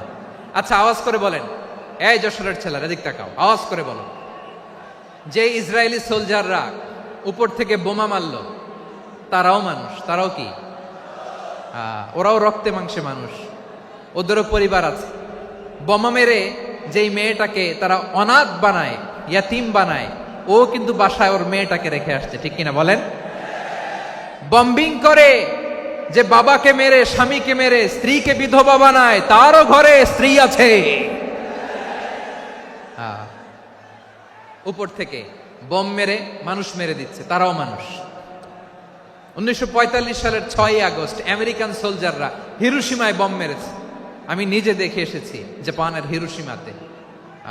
সকাল 8:15 মানুষ কেউ অফিসে যাচ্ছিল, কেউ খেতে খামারে কাজ করতে যাচ্ছিল। লিটল বয় নামে একটা বোম মেরেছে তারা। এই বোমের আঘাতে, পারমাণবিক এই বোমার রেডিয়েশনে আঘাতে, বোম ব্লাস্ট হওয়ার পরে মুহূর্তের মধ্যে 1,40,000 নাই। উপর থেকে যারা মারতেছে এরাও মানুষ, যাদেরকে মারলো তারাও। তার মানে মানুষে মানুষে পার্থক্য আছে না? নেই? মানুষে মানুষে পার্থক্য আছে। নাক কান চোখ মুখ থাকলেই মানুষ নয়। বাড়ছে জনসংখ্যা, কমছে মানুষ। চিল্লায় বলো ঠিক কিনা? তাহলে আমরা বুঝলাম, মানুষ ভালো হলে অনেক ভালো, খারাপ হলে অনেক খারাপ। ও আমার কলিজার টুকরা যশোরের ভাইয়েরা, আসুন না 3 দিন ব্যাপী এই তাফসিরুল কোরআনের ঐতিহাসিক প্রোগ্রাম থেকে আমরা সিদ্ধান্ত নেই, আমরা ভালো মানুষ হব নাকি খারাপ মানুষ হব। কলিজা থেকে, প্রাণ থেকে আওয়াজ করে সবাই বলুন, ভালো মানুষ নাকি খারাপ মানুষ? ভালো মানুষ হইতে হবে। ভালো মানুষ যারা জগৎটাকে এনলাইটেন করবে, যারা এনলাইটেন করবে, যারা সত্যের বীর সেনানী হয়ে দাঁড়াবে, যারা সত্যের পক্ষে কথা বলবে, যারা জালিমের মসনদকে ভেঙে খান খান করে দেবে। এরকম হওয়ার দরকার আছে না নাই? এরকম ভালো মানুষ আমরা হতে চাই কি চাই না? মানুষকে যত্ন নিলে মানুষ যে কত ভালো হয় আপনি কল্পনাও করতে পারবেন না। এই যে আপনাদের যশোরে যে ভালো ছেলেগুলো আছে, যে ভালো তরুণগুলো আছে, যে যুবকগুলো আছে, যে ভালো আলেমরা আছে, ভালো নেতারা আছে, সবাই যদি তাদের মতো হতো, পুরো যশোরটা একটা জান্নাতের টুকরা হয়ে যেত। আওয়াজ করে বলেন ঠিক কিনা? মানুষকে নার্চারিং করলে, মানুষকে পলিশ করলে, মানুষকে গ্রুমিং করলে, মানুষকে সঠিক তারবিয়া দিলে মানুষ অনন্য হয়ে ওঠে। প্রতিটি মানুষ অনন্য। আমি অনন্য, আপনি অনন্য, আমরা সবাই অনন্য। সুবহানাল্লাহ বলেন। মানুষকে আল্লাহ তাআলা দিয়েছেন অসীম ক্ষমতা, অসীম ক্ষমতা। সুবহানাল্লাহ। একটা মানুষ পারে না এমন কিছু নাই, একটা মানুষ পারে না এমন কিছু নাই। বিশ্বাস করতে হবে, মানুষ যা কল্পনা করতে পারে ওইটা মানুষ করে দেখাতে পারে। যশোরের ভাইয়ের, আই রিপিট, আমি আবারও বলছি, এই চিল্লাচিল্লি করলে আমার এই গুরুত্বপূর্ণ কথা তোমরা মিস করবা, মিস করবা। কপাল পড়া হয়েও না, আওয়াজ করে কপাল পড়া হবে না। আমার দিকে তাকাও। মানুষ, মানুষ যা কল্পনা করতে পারে সেটা মানুষ করে দেখাতে পারে। তুমি তোমার কল্পনার রাজ্যকে সাজাও, তোমাকে হারাতে পারে এমন কোন শক্তি আল্লাহর জমিনে নাই। তোমার কি শক্তি, কি সম্ভাবনা তুমি জানোই না মিয়া। তুমি এদিকে তাকাও কেন? তোমার রাস্তা তো ওই দূরে। তুমি কোথায় যাবে, আল্লাহ তোমার টেনে কোথায় নিয়ে যাবে তুমি কিছুই জানো না। Plan big, dream big. কল্পনার শক্তিকে বড় করো। মানুষ যা কল্পনা করতে পারে মানুষ তা করে দেখাতে পারে। মানুষের কাছে অসাধ্য কিছু নাই মৃত্যু ছাড়া, অ্যাকসেপ্ট ডেথ। মৃত্যু ছাড়া মানুষ সবকিছুকে জয় করতে পারে। মৃত্যু ছাড়া যে কোনো অসাধ্যকে সাধন করার ক্ষমতা মানুষকে দিয়ে দিয়েছে কে? হারার জন্য তোমার জন্মই হয় নাই, তোমার জন্ম হয়েছে জিতার জন্য, বিজয়ের জন্য তোমার জন্ম। মানুষের শুরুটাই হয় বিজয় দিয়ে। যশোর, আওয়াজ করে বলো, মানুষের শুরু হয় কি দিয়ে? আমরা যখন আমার পিতার পৃষ্ঠদেশে ছিলাম, পিতার পৃষ্ঠদেশ থেকে শুক্রাণু যখন মায়ের গর্ভদেশে যেয়ে পড়ে, কতটা শুক্রাণু ভ্রমণ শুরু করে জানো? 20 কোটি শুক্রাণু। একবার সিমেন আউট হলে সেখানে 20 কোটি শুক্রাণু থাকে, ভ্রমণ শুরু করে। ওই 20 কোটি শুক্রাণুর মধ্য থেকে তুমি আমি আজকে এক বিকশিত শুক্রাণু মানব রূপে পৃথিবীতে এসেছি। সুবহানাল্লাহ। ওই 20 কোটি শুক্রাণুর প্রতিযোগিতায় সবাইরে পেছনে ফেলে সেদিন আমি সফল হয়েছিলাম, সেদিন আমি বিজয়ী হয়েছিলাম। সেদিন আমি এত ছোট ছিলাম, মাইক্রোস্কোপ দিয়েও আমার অস্তিত্ব টের পাওয়া যায় না। আমি এত তুচ্ছ ছিলাম, নগণ্য ছিলাম। আমার কান ছিল না, আমার চোখ ছিল না, আমার হাত ছিল না, আমার জন্য রিকমেন্ডেশন করার মতো মামু ছিল না, খালা ছিল না, কেউ ছিল না। তারপরেও ওই প্রতিযোগিতায়, ওই কম্পিটিশনে যখন আমারে কেউ হারাতে পারে নাই, আল্লাহর জমিনেও আমারে কেউ হারাতে পারে না। হারার জন্য তোমার জন্মই হয় নাই, তুমি আসছই জিতার জন্য। সুবহানাল্লাহ। বিশ্বনবী বলেন, আন্নাসু মাআদিন কামাআদিনি যাহাবি ওয়াল ফিদ্দা খিয়ারুহুম ফিল জাহিলিয়াতি খিয়ারুহুম ফিল ইসলাম। Peoples are like mines of gold and silver. সোনার খনি, রূপার খনি, এর চেয়েও বড় খনি হচ্ছে এই মানব সম্পদের খনি। আওয়াজ করে বলেন আল্লাহু আকবার। আল্লাহ তাআলা এই সম্পদ আমাদেরকে দিছে। বিশ্বনবী বলেন, মানুষ হচ্ছে খনির মতো। খিয়ারুহুম ফিল জাহিলিয়াতি খিয়ারুহুম ফিল ইসলাম। জাহিলি যুগে যারা সেরা, ইসলামেও তারা সেরা। ইদা ফাকুহু, যদি তারা বুঝবান হয় তাহলে তাদেরকে সেরা বানায় দিবে কে? তাহলে মানুষের চেয়ে সেরা কেউ হতে পারে? মানুষের চেয়ে অনন্য কেউ হতে পারে? মানুষকে কেউ হারাতে পারে? আওয়াজ করে বলো, তোমাকে কেউ হারাতে পারবে? এই সাহস জাগছে আজকের আলোচনা থেকে। আমি তুমি অনন্য, আমাকে তোমাকে হারায় দেওয়া এত সহজ না, ঠিক কিনা? একটা কথা জীবনের সাথে সেট করে নিতে হবে, আমি জিতি নয় শিখি, আমি কখনো হারি না।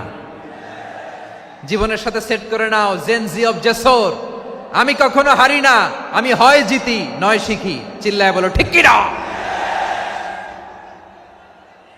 আমি কখনো হারি না, আমারে হারানো এত সোজা না। কি সাহস জাগছে? বুকে সাহস জাগছে? তাকবীর পড়ো, লিল্লাহে তাকবীর। তাহলে বিশ্বনবী বললেন, নাসু মাআদিন, মানুষ হচ্ছে খনি। এই ধাক্কা ধাক্কি আমি জানি এগুলো ভালোবাসার ধাক্কা ধাক্কি, এজন্য আমি সহ্য করে নেই। এগুলো যে ভালোবাসার ধাক্কা ধাক্কি এটা আমরা বুঝি। পৃথিবীর কোন আইন, সিকিউরিটি প্রটোকল দিয়ে এটারে মানানো যাবে না, কারণ এটা তো ভালোবাসা, লাভ। লাভ কোনো আইন কানুন দিয়ে বাধা যায় না, মানানো যায় না, ঠিক কিনা বলো?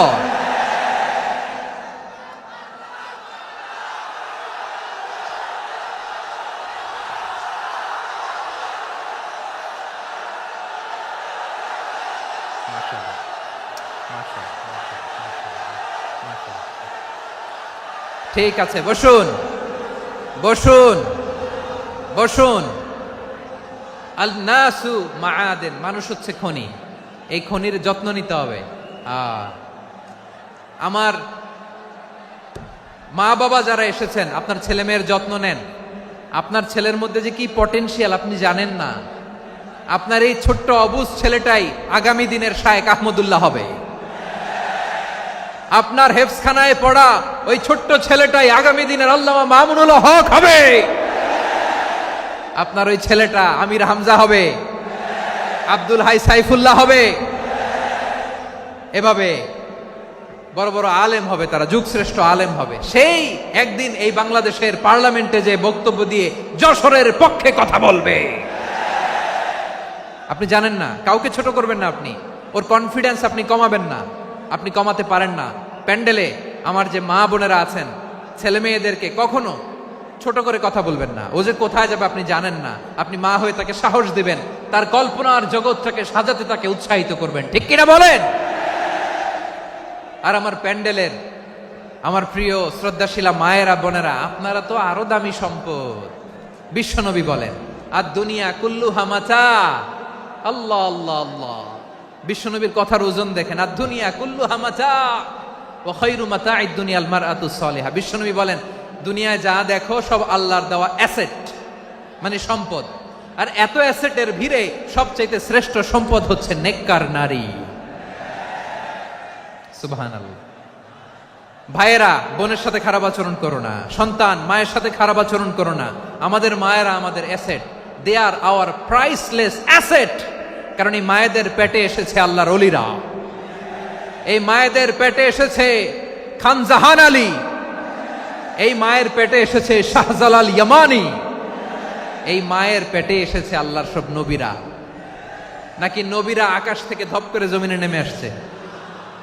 মায়ের পেটে আসছে। এই মায়ের পেটগুলো খনি। আমার সম্মানিতা মায়েরা বোনেরা, নিজেকে ইসলাম দিয়ে সাজান, নিজেকে ইসলাম দিয়ে সাজান, নিজেকে পবিত্র রাখুন, নিজের আব্রু ইমান ইজ্জতের হেফাজত করুন, কোরআন পড়ুন, সুন্নাহ পড়ুন।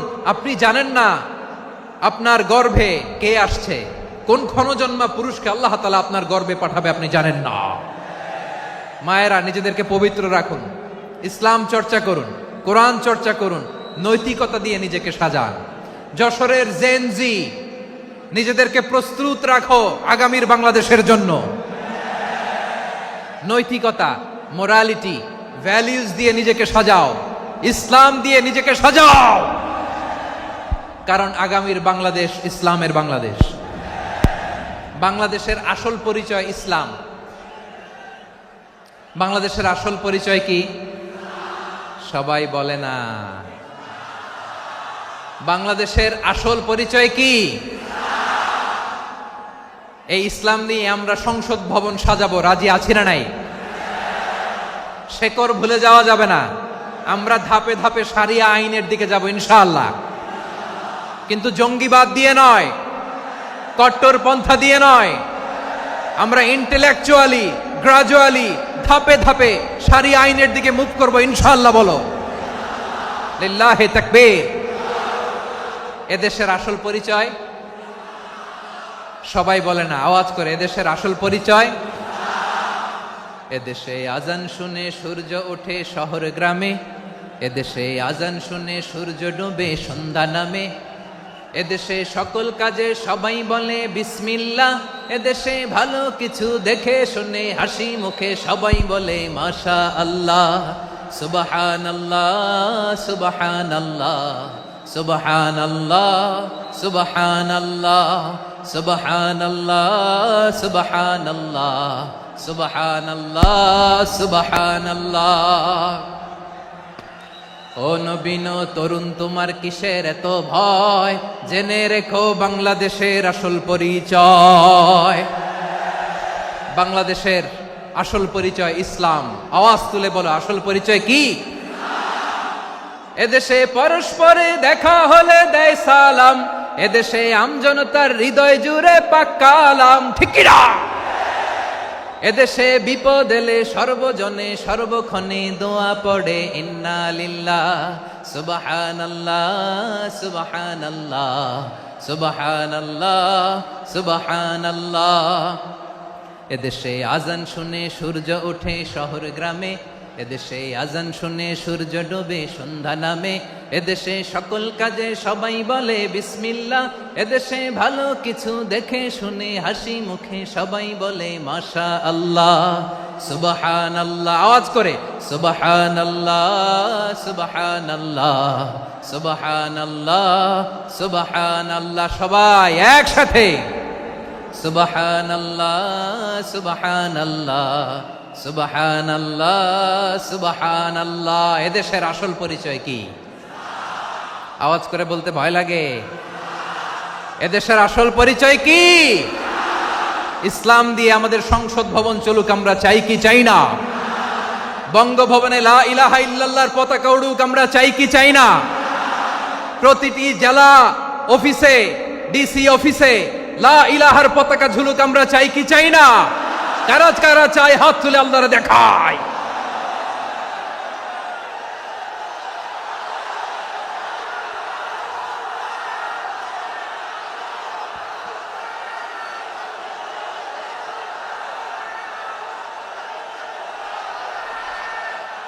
মাশা আল্লাহ, মাশা আল্লাহ, মাশা আল্লাহ, মাশা আল্লাহ। যশোর, আওয়াজ করে বলো, ভালো মানুষ না খারাপ মানুষ? বুঝে বলছো তো? মানুষ ভালো হলে যে কত ভালো। এই মানুষকে যত্ন নিলে, মানুষকে মানুষ বানালে যে সে কি হতে পারে শুনবা? হ্যাঁ, নাকি মোনাজাত দিয়ে দিব? শুনবা? তাহলে থামতে হবে। থামো, আমি যখন বলবো থামো থামো, তাকবীরের সময় দিলে তাকবীর, থামো থামো। মানুষকে যত্ন নিলে, এই এদিকে এদিকে, ড্রোন নামায় ফেলো। হয়েছে, ড্রোনের ফুটেজ হয়ে গেছে, এবার ড্রোন নামায় ফেলো। আমার দিকে তাকাও। মানুষকে, তোমরা এদিক সেদিক তাকালে তো গুরুত্বপূর্ণ পয়েন্ট মিস হয়ে যাবে। এদিকে এদিকে, হ্যাঁ ঠিক আছে, এদিকে। মানুষকে যত্ন নিলে মানুষের মধ্যে যারা কি পটেনশিয়াল রেখেছে। আমি জাপানের দুইটা উদাহরণ দেই। জাপানের, এই এই এভাবে এভাবে হবে,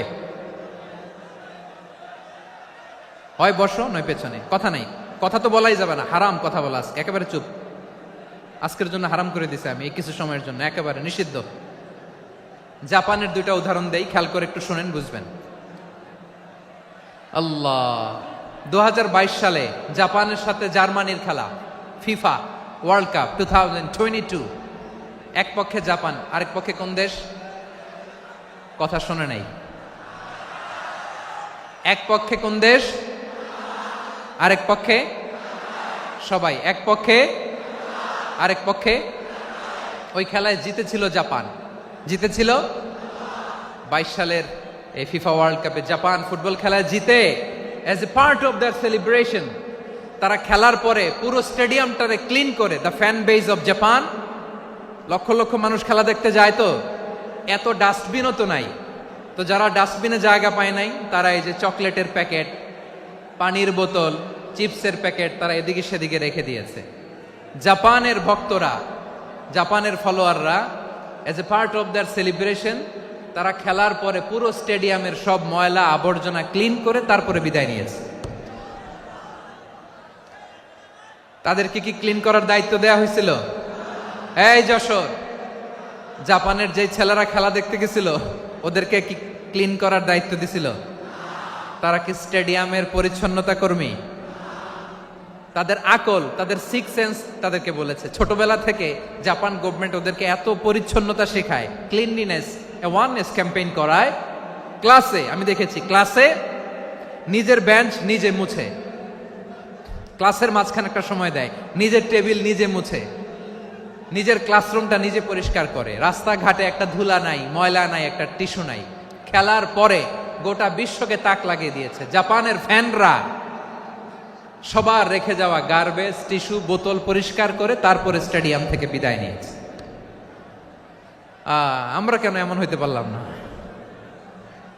আমরা কেন এমন হইতে পারলাম না?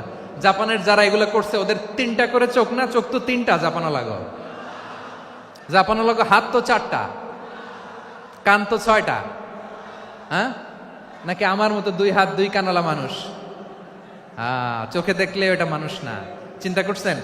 তার মানে জাপানিজদেরকে যে গ্রুমিং করে শিখানোর মাধ্যমে পরিচ্ছন্ন বানানো গেছে। ওরা যেমনি মানুষ, আমরাও মানুষ। আমাদের সন্তানদেরকে শেখালে তারাও পারবে। পারবে কিনা? 2 নম্বর উদাহরণ বলি। চট্টগ্রাম ফেনীতে যারা গিয়েছেন, মেঘনা গুমতি ব্রিজ প্রকল্প নাম শুনছেন? মেঘনা একটা ব্রিজ পার হওয়া লাগে। এই মেঘনা গুমতি, এখানে 3টা ব্রিজ, কাঁচপুর সহ এই 3টা ব্রিজের নির্মাণ কাজ, রেনোভেশনের কাজ দেয়া হয়েছিল জাপানের একটা কোম্পানিকে। কাকে? জাপানের কোম্পানি। নির্মাণ শেষে 738 কোটি টাকা বেঁচে গেছিল, এটা গভর্নমেন্টের হাতে দিয়ে তারা বিদায় নিয়েছে। কত টাকা? 738 কোটি টাকা। যত প্রাক্কলিত ব্যয় নির্ধারণ করা হয়েছে সব টাকা সরকার, তৎকালীন সরকার 2019-এর সরকার, কারা ছিল তো জানেন? এই 2019-এর সরকার তাদেরকে দিয়েছে। তারা রিনোভেশন নির্মাণ শেষে 738 কোটি টাকা অতিরিক্ত বেঁচে গেছিল, এটা আবার গভর্নমেন্টের হাতে বুঝাই দিয়ে তারা বিদায় নিচ্ছে। আমরা কেন এমন হইতে পারলাম না? জাপানের ওরাও মানুষ, আমরাও মানুষ। তার মানে মানুষে মানুষে পার্থক্য আছে না নাই? আচ্ছা, জাপানের 2টা উদাহরণ দিলাম, এবার আমার দেশের 2টা উদাহরণ দিব না? বাংলাদেশের দুটা উদাহরণ দেয়। 1 নম্বর উদাহরণ, গত সপ্তাহে আপনারা জানেন কক্সবাজার আমার একটা প্রোগ্রাম ছিল, তো হেলিকপ্টারে গিয়েছিলাম। ফেনী জেলা যখন পার হচ্ছি আমি দেখলাম 3টা উইন্ডমিল চিনেন তো, বিশাল পিলার, 3টা-4টা পাখা থাকে, বায়ু বিদ্যুৎ কেন্দ্র, বাংলাদেশের প্রথম বায়ু বিদ্যুৎ কেন্দ্র এটা, মুহুরী প্রজেক্ট বলে এটার সম্ভবত, মুহুরী প্রজেক্ট। তো সাগরের বাতাসের ঝাপটায় এটা ঘুরে এনার্জি হয়, ইলেকট্রিসিটি উৎপাদন হয়। তো আমি পাইলটকে বললাম, ভাই এগুলো থেকে কেমন ইলেকট্রিসিটি উৎপাদন হয়? কয় হুজুর একটু হয় না, কিছুই হয় না। কিছুই হয় না মানে? বলে হুজুর বাংলাদেশে যত উইন্ডমিল আছে এটার পাখা একটাও ঘুরে না। আল্লাহ, বলেন কি? তাহলে এই যে কোটি কোটি টাকা ব্যয় করে যে উইন্ডমিল, কয় হুজুর ভিতরে ফিটফাট, উপরে ফিটফাট, ভিতরে সদরঘাট। তার মানে কোটি কোটি টাকা দিয়ে এই উইন্ডমিল বানায়, এখানে কিছু নাই, দুর্নীতির আড্ডাখানা, আখড়াখানা বাংলাদেশ, ঠিক কিনা বলেন? হায় রে, জাপানিজরাও মানুষ, আমরাও মানুষ। আমার এক নিকটাত্মীয় সরকারি চাকরিজীবী, উনি আমাকে বললেন, বাংলাদেশের আরেকটা উদাহরণ দেখি, উনি আমাকে বললেন যে প্রতি বছর আমাদের অফিসের ফার্নিচার চেঞ্জ করে। আমি বললাম প্রতি বছর ফার্নিচার চেঞ্জ করে কেন? বলে যে ফার্নিচার নতুন পারচেজ করলেই তো ওইখানে টাকা, নতুন কিনতে পারলেই টাকা, নতুন উন্নয়নের সবক শোনাতে পারলেই টাকা। প্রথম আলোর রিপোর্ট, কি আলো? প্রথম আলোর রিপোর্ট, গত 15 বছরে উন্নয়নের নামে লুটপাট হয়েছে প্রায় 3.25 লাখ কোটি টাকা। কার রিপোর্ট? আমাদের বানানো কথা, প্রথম আলোর রিপোর্ট। গত 15 বছরে কারা ছিল জানেন তো? হ্যাঁ, শুধু ওনাদেরকেই দোষ দিয়ে লাভ নাই। স্বাধীনতার পর থেকে শুধু শাসকের হাত বদল হয়েছে, আমরা কিছু পাই নাই, ঠিক কিনা বলেন? শুধু ওনাদের দোষ দিয়ে কি লাভ? একদল খাইছে, আরেক দল খাওয়ার জন্য রেডি হয়ে আছে। আমরা এরকম চাই না, জনগণকে ফুটপাতে বসাই দিস। প্রিয় ভাইয়েরা, তাহলে জাপানের মানুষও মানুষ, আমরাও মানুষ। সিদ্ধান্ত আপনার, কোন মানুষ হবেন, ভালো মানুষ না খারাপ মানুষ? আজকের আলোচনার বিষয় হচ্ছে মানব সম্পদের উন্নয়ন, human resource development. It's a process to increase the capacity of knowledge, skill, capacity of the people of a country. একটা দেশের মানুষের জ্ঞান, তাদের দক্ষতা কি করে বাড়ানো যায়, বাড়িয়ে দেশের উন্নয়ন করানো যায়, এটাই হচ্ছে মানব সম্পদ উন্নয়নের মূল কথা। তাহলে মানব সম্পদ হচ্ছে একটা দেশের সবচাইতে শক্তিশালী পুঁজি। প্রাকৃতিক সম্পদ, খনিজ সম্পদের চেয়েও দামি হচ্ছে মানব সম্পদ। আমার প্রিয় যশোর, প্রাকৃতিক সম্পদ, খনিজ সম্পদের চেয়ে দামি সম্পদ কি সম্পদ? আল্লাহ তাআলা দয়া করে আমাদেরকে এই মানব সম্পদ দিয়েছেন। আসুন আমাদের এই মানুষগুলোকে আমরা সোনার মানুষ বানাই। রাজি আছেন তো সবাই? রাজি আছেন? মানুষ পারে না এমন কোনো কিছু নাই, চাইলে সব পারে। এজন্য মানুষকে তারবিয়া দিতে হবে, যথাযথভাবে তাদেরকে গড়তে হবে। আসুন আমরা সিরাতের আয়নায় বিশ্বনবীর জীবনী থেকে দেখি তিনি কিভাবে হিউম্যান রিসোর্সকে ম্যানেজ করতেন। যদি আপনাদের সময় হয়, 2-1টা উদাহরণ দিয়ে আজকে আমি আমার আলোচনার বিদায় নিব। হবে সময় হবে কয়েক মিনিট? হ্যাঁ, শান্ত থাকবেন তো? শান্ত থাকবা? হ্যাঁ, ঠিক আছে। এই ধাক্কার মধ্যে ঢুকছে, এবার মজা বুঝতেছো তো? হ্যাঁ, মানা করছিলাম না? ঠিক আছে, টের পাও। হ্যাঁ, ঠিক আছে। যে আওয়াজ করবে আমি ওকে দেখতেছি, কে কে আওয়াজ করে দেখতেছি। শেষ কথা, শেষের দিকে চলে আসছি। বিষ্ণু ইসলাম কিভাবে হিউম্যান রিসোর্সকে ম্যানেজ করতেন, মজার কথা আছে কয়েকটা, বলে বিদায় নিব। বিশ্বনবী কিভাবে এই মানব সম্পদকে ম্যানেজ করতেন। বিশ্বনবী, he was a very good talent hunter, চৌকস ট্যালেন্ট হান্টার ছিল। কার মধ্যে কি ট্যালেন্ট আছে দেখলেই বুঝে ফেলতেন। সুবহানাল্লাহ পড়বেন না? কি নবী আমরা পেয়েছি! He was a very good talent hunter. আমার নবী, তিনি চৌকস ট্যালেন্ট হান্টার ছিলেন। কার মধ্যে কি প্রতিভা বের করতেন, ওই প্রতিভাকে ইসলামের কল্যাণে কাজে লাগাতেন। সুবহানাল্লাহ বলেন। যাকে যেই জায়গায় সেট করলে ভালো হবে তাকে ওই জায়গায় সেট করতেন। কয়েকজন সাহাবীর জীবনী শোনাই। আবু মাহজুরা রাদিয়াল্লাহু তাআলা আনহু, মক্কার মুয়াজ্জিন, আগে ছিল মুশরিক, পরে হয়েছে মুমিন। উনি কিভাবে মুমিন হইলেন এই ঘটনাটা একটু আপনাদের শোনাতে চাই। তা আপনাদের তো সময় নাই হাতে, হ্যাঁ সময় আছে? এই জেনজি শেষ করে দিল আজকের প্রোগ্রামটা। 1 ঘন্টা ধাক্কা ধাক্কি করে কেমনে দাঁড়ায় আছে আমি বুঝলাম না।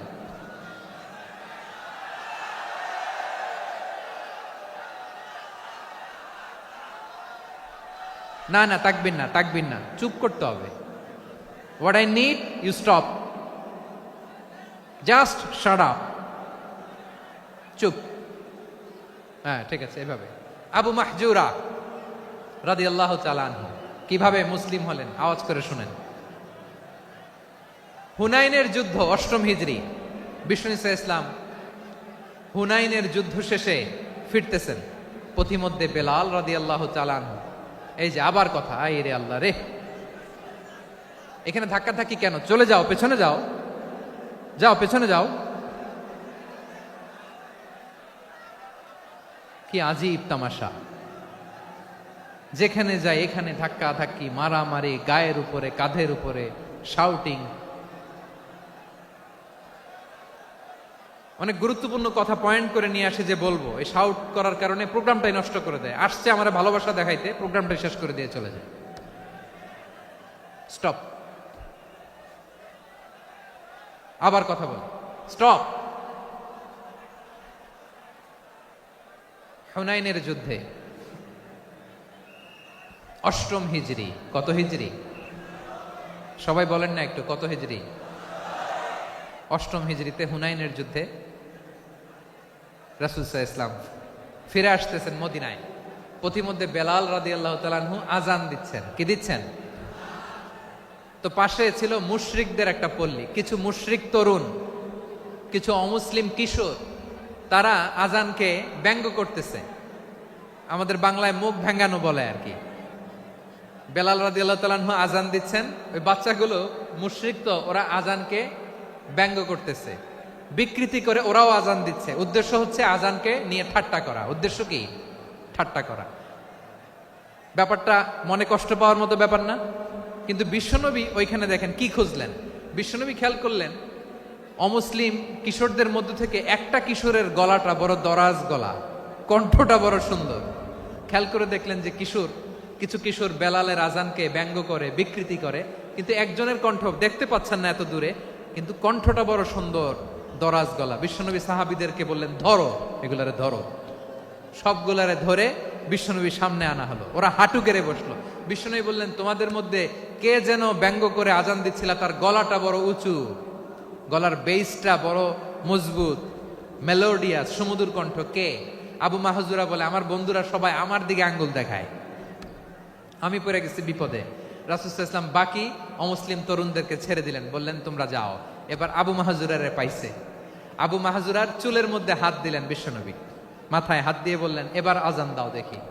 আবু মাহজুরা বলে, আমি তো আজান দিতে জানি না, কারণ আমি তো বেলালেরটা শুইনা দিছি, আমার তো মুখস্থ নাই, আমি তো আজান দিতে জানি না। বিশ্বনবী বললেন, জানো না? তাহলে আসো, আমি তোমারে শিখাই দেই। সুবহানাল্লাহ পড়েন। আবু মাহজুরা হাঁটু গেড়ে বসে, বিশ্বনবীর মোবারক হাত আবু মাহজুরার চুলের মধ্যে। বিশ্বনবী আজানের মুআল্লিম আবু মাহজুরাকে বলতেছে, ঠিক আছে তোমারে শিখাই দিচ্ছি, আমি যা যা বলবো আমার সাথে সাথে বলো, পারবা? আবু মাহজুরা বলে, পারবো। বিশ্বনবী আজান দিচ্ছেন, মাথায় হাত দিয়ে, আল্লাহু আকবার, আল্লাহু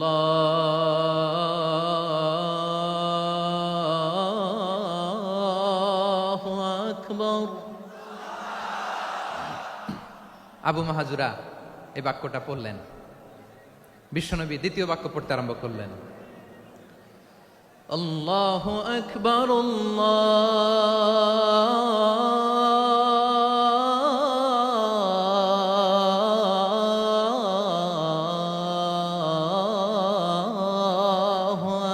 আকবার। আবু মাহজুরা এই বাক্যটাও বললেন। বিশ্বনবী আবু মাহজুরার মাথার মধ্যে হাত দিয়ে তৃতীয় বাক্য বললেন,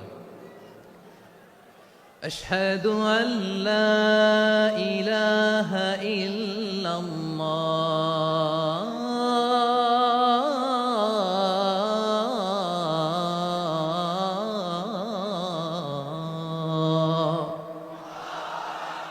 আবু মাহাজুরা তৃতীয় বাক্য পড়লেন। বিশ্বনবী একটা বাক্য পরে আবু মাহাজুরা পরে, বিশ্বনবী পরে আবু মাহাজুরা পরে। আবু মাহাজুরা কিন্তু অমুসলিম, মুশরিক।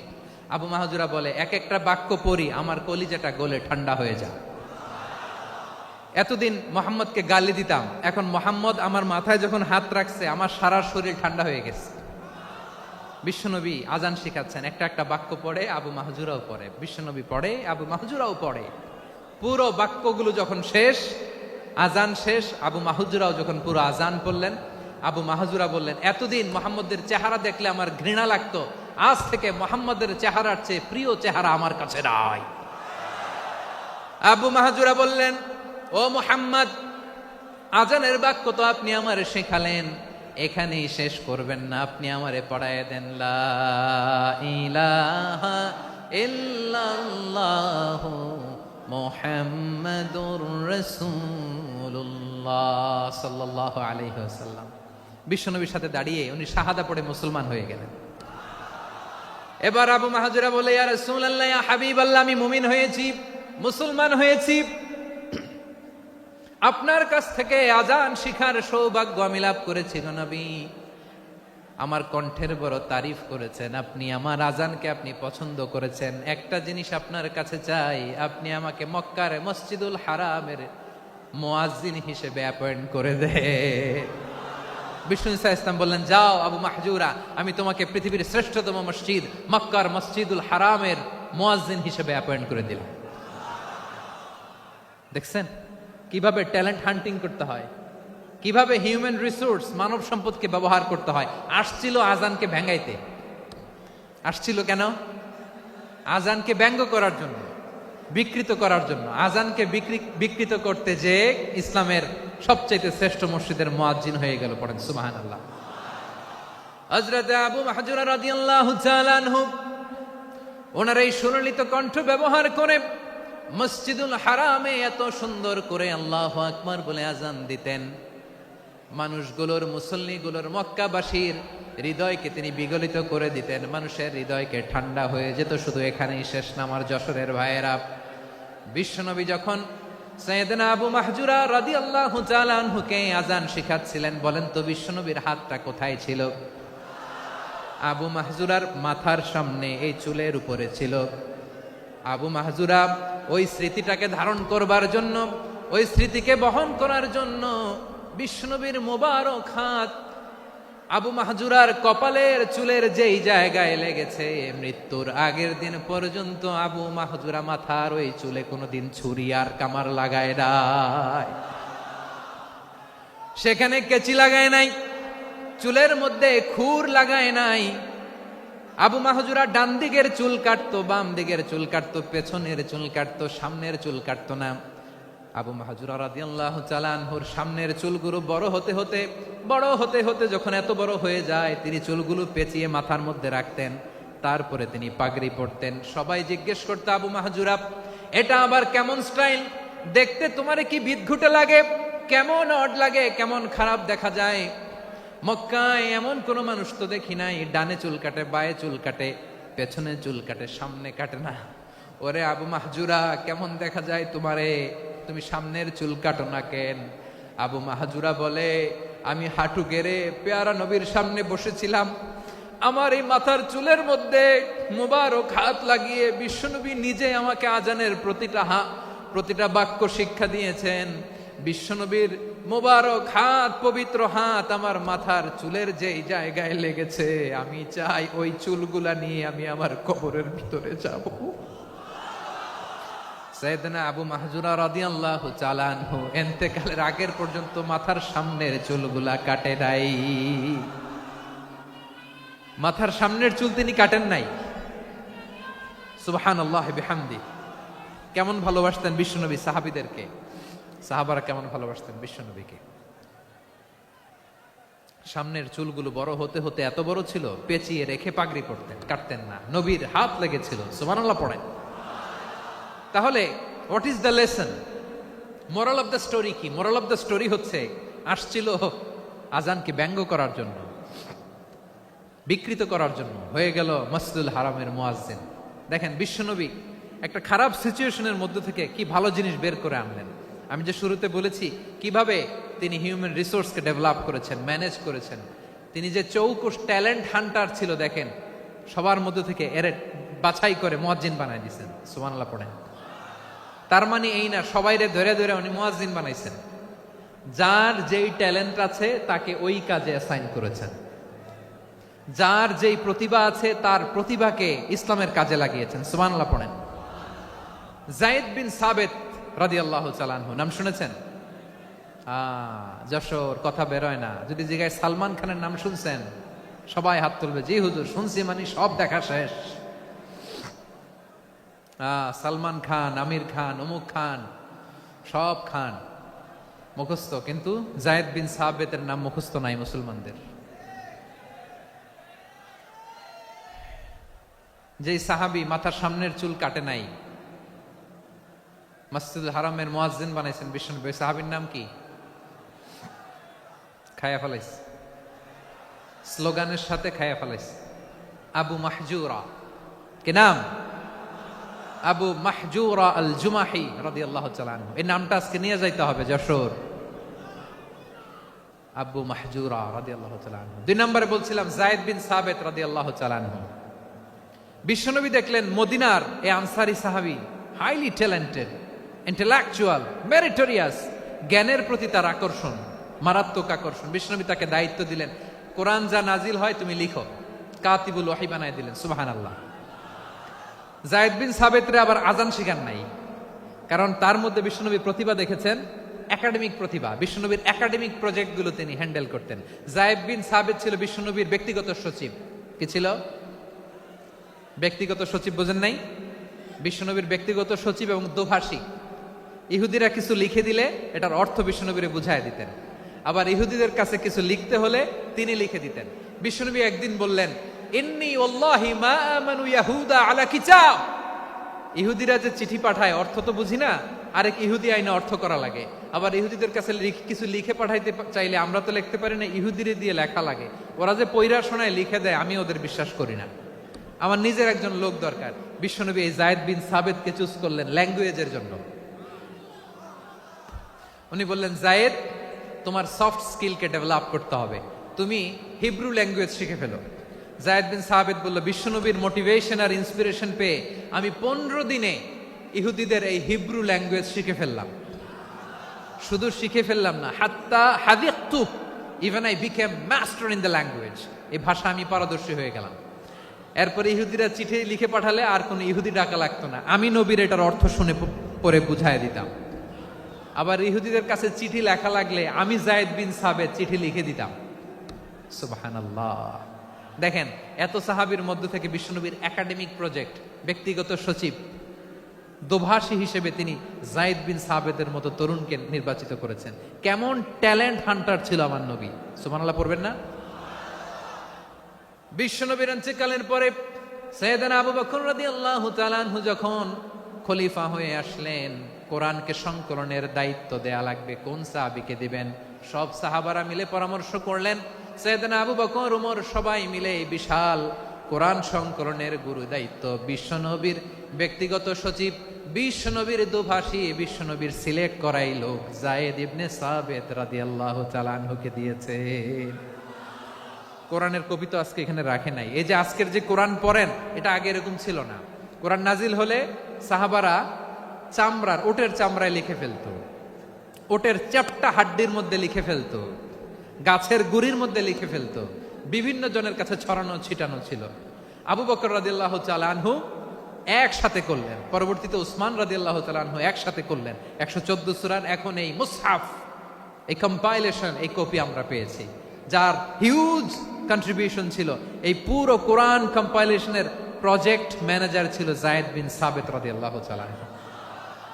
কোরআন কম্পাইলেশনের প্রজেক্ট ম্যানেজার। দেখেন, উনারে মাথায় হাত দিয়ে আজান শিখায় নাই। সুবহানাল্লাহ কইবেন না? তাহলে প্রথম সাহাবী আবু মাহজুরাকে মুয়াজ্জিন বানাইলেন, যায়েদ বিন সাবেতকে ব্যক্তিগত সচিব আর দোভাষী বানালেন, মুসআব ইবনে উমাইর রাদিয়াল্লাহু তাআলা আনহুকে ইসলামের প্রথম অ্যাম্বাসেডর বানালেন। তাহলে তৃতীয় নাম্বার একজন সাহাবীর নাম বলছি, মুসআব ইবনে উমাইর। মুসআব কি নাম? নামটা কেমন লাগে? এই কয়েকজনের ভাল লাগে, বাকিদের ভাল লাগে না? ভাল লাগে? এই এই আর কয়েকটা মিনিট দেওয়া যাবে না আমাকে আল্লাহর রাস্তে? হ্যাঁ, ঠিক আছে। আমি তোমাদেরকে ভালোবাসা দেখাবো, দোয়া করব যদি চুপ থাকো, একেবারে চুপ, কষ্ট সহ্য করো। বাকিরা যা সওয়াব পাবে তোমরা ডবল পাবা, যেহেতু কষ্ট বেশি, কিন্তু চুপ। 3 নম্বর সাহাবীর নাম মুসআব। এই ধাক্কাধাক্কি কেন? ধাক্কাধাক্কি কেন রে ভাই? না না না, এরকম হইলে আসবো না যশোর, আমি আর আসবো না। হয় পিছনে চলে যাও, নাহলে চুপ, ধাক্কাধাক্কি নাই। 3 নম্বর সাহাবীর নাম মুসআব। কি নাম? He was the first ambassador in Islam. ইসলামের প্রথম ডিপ্লোমাট, প্রথম কূটনৈতিক, ইসলামের প্রথম কূটনৈতিক, ইসলামের প্রথম ডিপ্লোমাট, প্রথম অ্যাম্বাসেডর মুসআব ইবনে উমাইর। মক্কার তরুণ যুবক, উনি পারফিউম লাগাইলে মানুষ দেখলেই বুঝতো এটা মুসআব লাগাইছে। এমন ড্যাশিং ফেসের ছিল, এমন স্মার্ট ড্যাশিং ফেস, এমন পার্সোনালিটির মানুষ ছিল মুসআব রাদিয়াল্লাহু তাআলা আনহু। কারণ যিনি ইসলামের স্পোকম্যান হবেন, মুখপাত্র হবেন, তার স্মার্ট হওয়ার দরকার আছে না নাই? আকাবার প্রথম শপথ যখন হলো, তাদের সাথে বিষ্ণু ঈসা ইসলাম মদিনাতে একজন মুখপাত্র পাঠালেন, ডিপ্লোমাটকে পাঠালেন, অ্যাম্বাসেডর অফ ইসলাম। তিনি হচ্ছেন মুসআব ইবনে উমাইর। পড়েন সুবহানাল্লাহ। বিশ্বনবী দেখলেন সে অনেক স্মার্ট, তার ডেডিকেশন আছে, সিনসিয়ারিটি আছে, এবং মদিনায় যে আউস খাজরাজ গোত্রের নেতাদের সাথে ডিল করতে হবে, ইহুদিদের সাথে ডিল করতে হবে, ওখানে একজন পাক্কা জানু খেলোয়াড়ের দরকার আছে না নাই? মুসআব ইবনে উমাইর রাদিয়াল্লাহু তাআলা আনহু, ওনাকে বিষ্ণু ঈসা ইসলাম চুজ করলেন। এবং বিষ্ণু ঈসা ইসলামের এই চুজিংটা, এই সিলেকশনটা এত সুন্দর ছিল, তিনি মদিনাতে যে বিশ্বনবী আসার আগেই মদিনার জমিনকে তিনি উর্বর করে ফেলছেন। প্রতিটা ঘরে ঘরে কালিমার দাওয়াত তিনি পৌঁছায় দিচ্ছেন। জুমার বিধান নাজিল হয়েছে, কিন্তু মক্কায় পরিবেশ নাই জুমা পালনের। বিষ্ণু ঈসা ইসলাম একজনকে দিয়ে খবর পাঠালেন, যাও মদিনায় মুসাবকে যে বলো, মুসাব তো আমার শিক্ষক, আমার স্পোকম্যান, মদিনাতে যেন তারা জুমা কায়েম করে। বিশ্বনবীর আগেই মুসআব মদিনার মুসলিমদেরকে নিয়ে মদিনায় প্রথম জুমা কায়েম করে ফেলছে। কোন সুবহানাল্লাহ।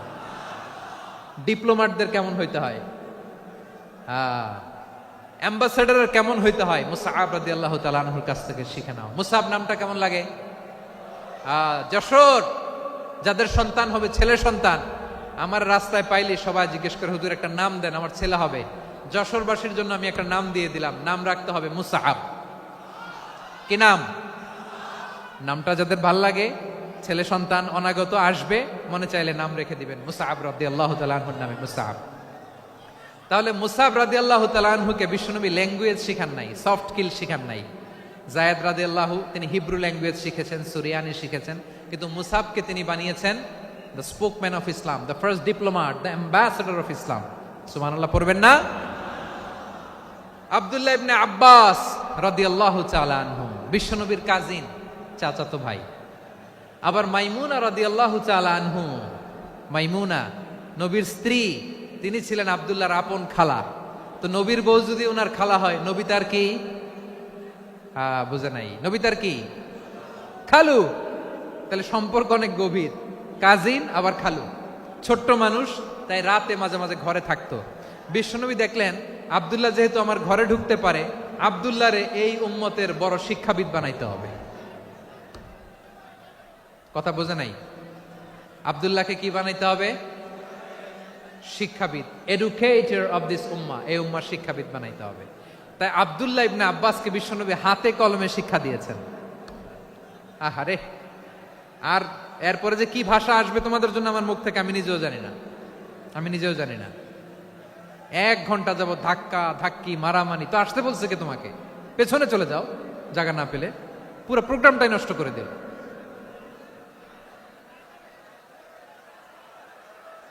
জি, আমার দিকে তাকান, আমি শেষ করে দিচ্ছি। হবে না, ইন্টেলেকচুয়াল আলোচনা এখানে হবে না, আমি বুঝতে পারছি, আমি শেষ করে দিচ্ছি।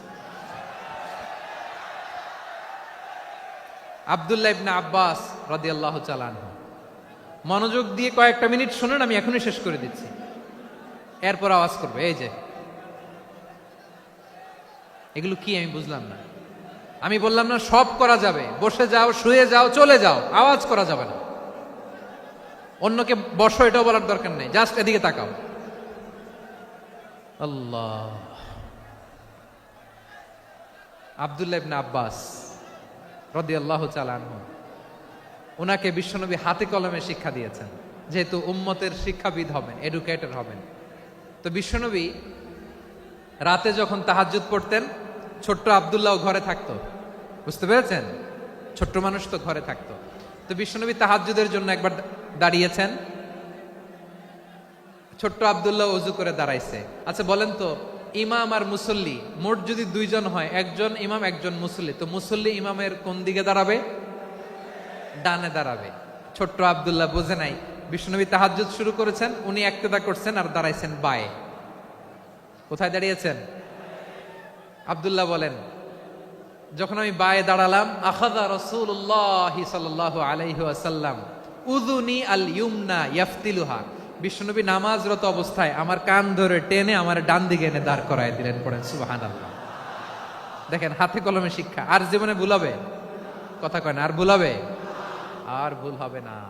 এভাবে বিশ্বনবীর অনেক সঙ্গ পেয়েছেন, সফর করেছেন, একই বাহনে বসেছেন, এক বাহনে বসে লম্বা নাসিহত করেছেন, বলেছেন, ইয়া গোলাম ইহফাজিল্লাহ ইয়াহফাজকা, ইহফাজিল্লাহ তাজিদহু তুজাহাক, ইযা সাআলতা ফাসআলিল্লাহ ওয়া ইযা ইসতাআনতা ফাসতাইন বিল্লাহ। আল্লাহর বিধান মানো, আল্লাহর বিধান রক্ষা করো, আল্লাহ তোমায় রক্ষা করবে। আব্দুল্লাহ, চাইতে হলে আল্লাহর কাছে চাও, সাহায্য চাইতে হলে আল্লাহর কাছে সাহায্য চাও। মনে রাখো, গোটা বিশ্বের সবাই যদি তোমার সাহায্য করতে চায়, ততটুকুই করতে পারবে যতটুকু আল্লাহ তোমার নসিবে রেখেছে। গোটা বিশ্ব যদি তোমার বিরুদ্ধে ষড়যন্ত্রে দাঁড়িয়ে যায়, ক্ষতি ততটুকু করতে পারবে যতটুকু তোমার জন্য বরাদ্দ আছে। এর বাইরে কিছু করতে পারবে না। আওয়াজ করে বলেন ঠিক কিনা? এভাবে হাতে কলমে শিখিয়েছেন, বিশ্বনবীর সঙ্গ পেয়েছেন।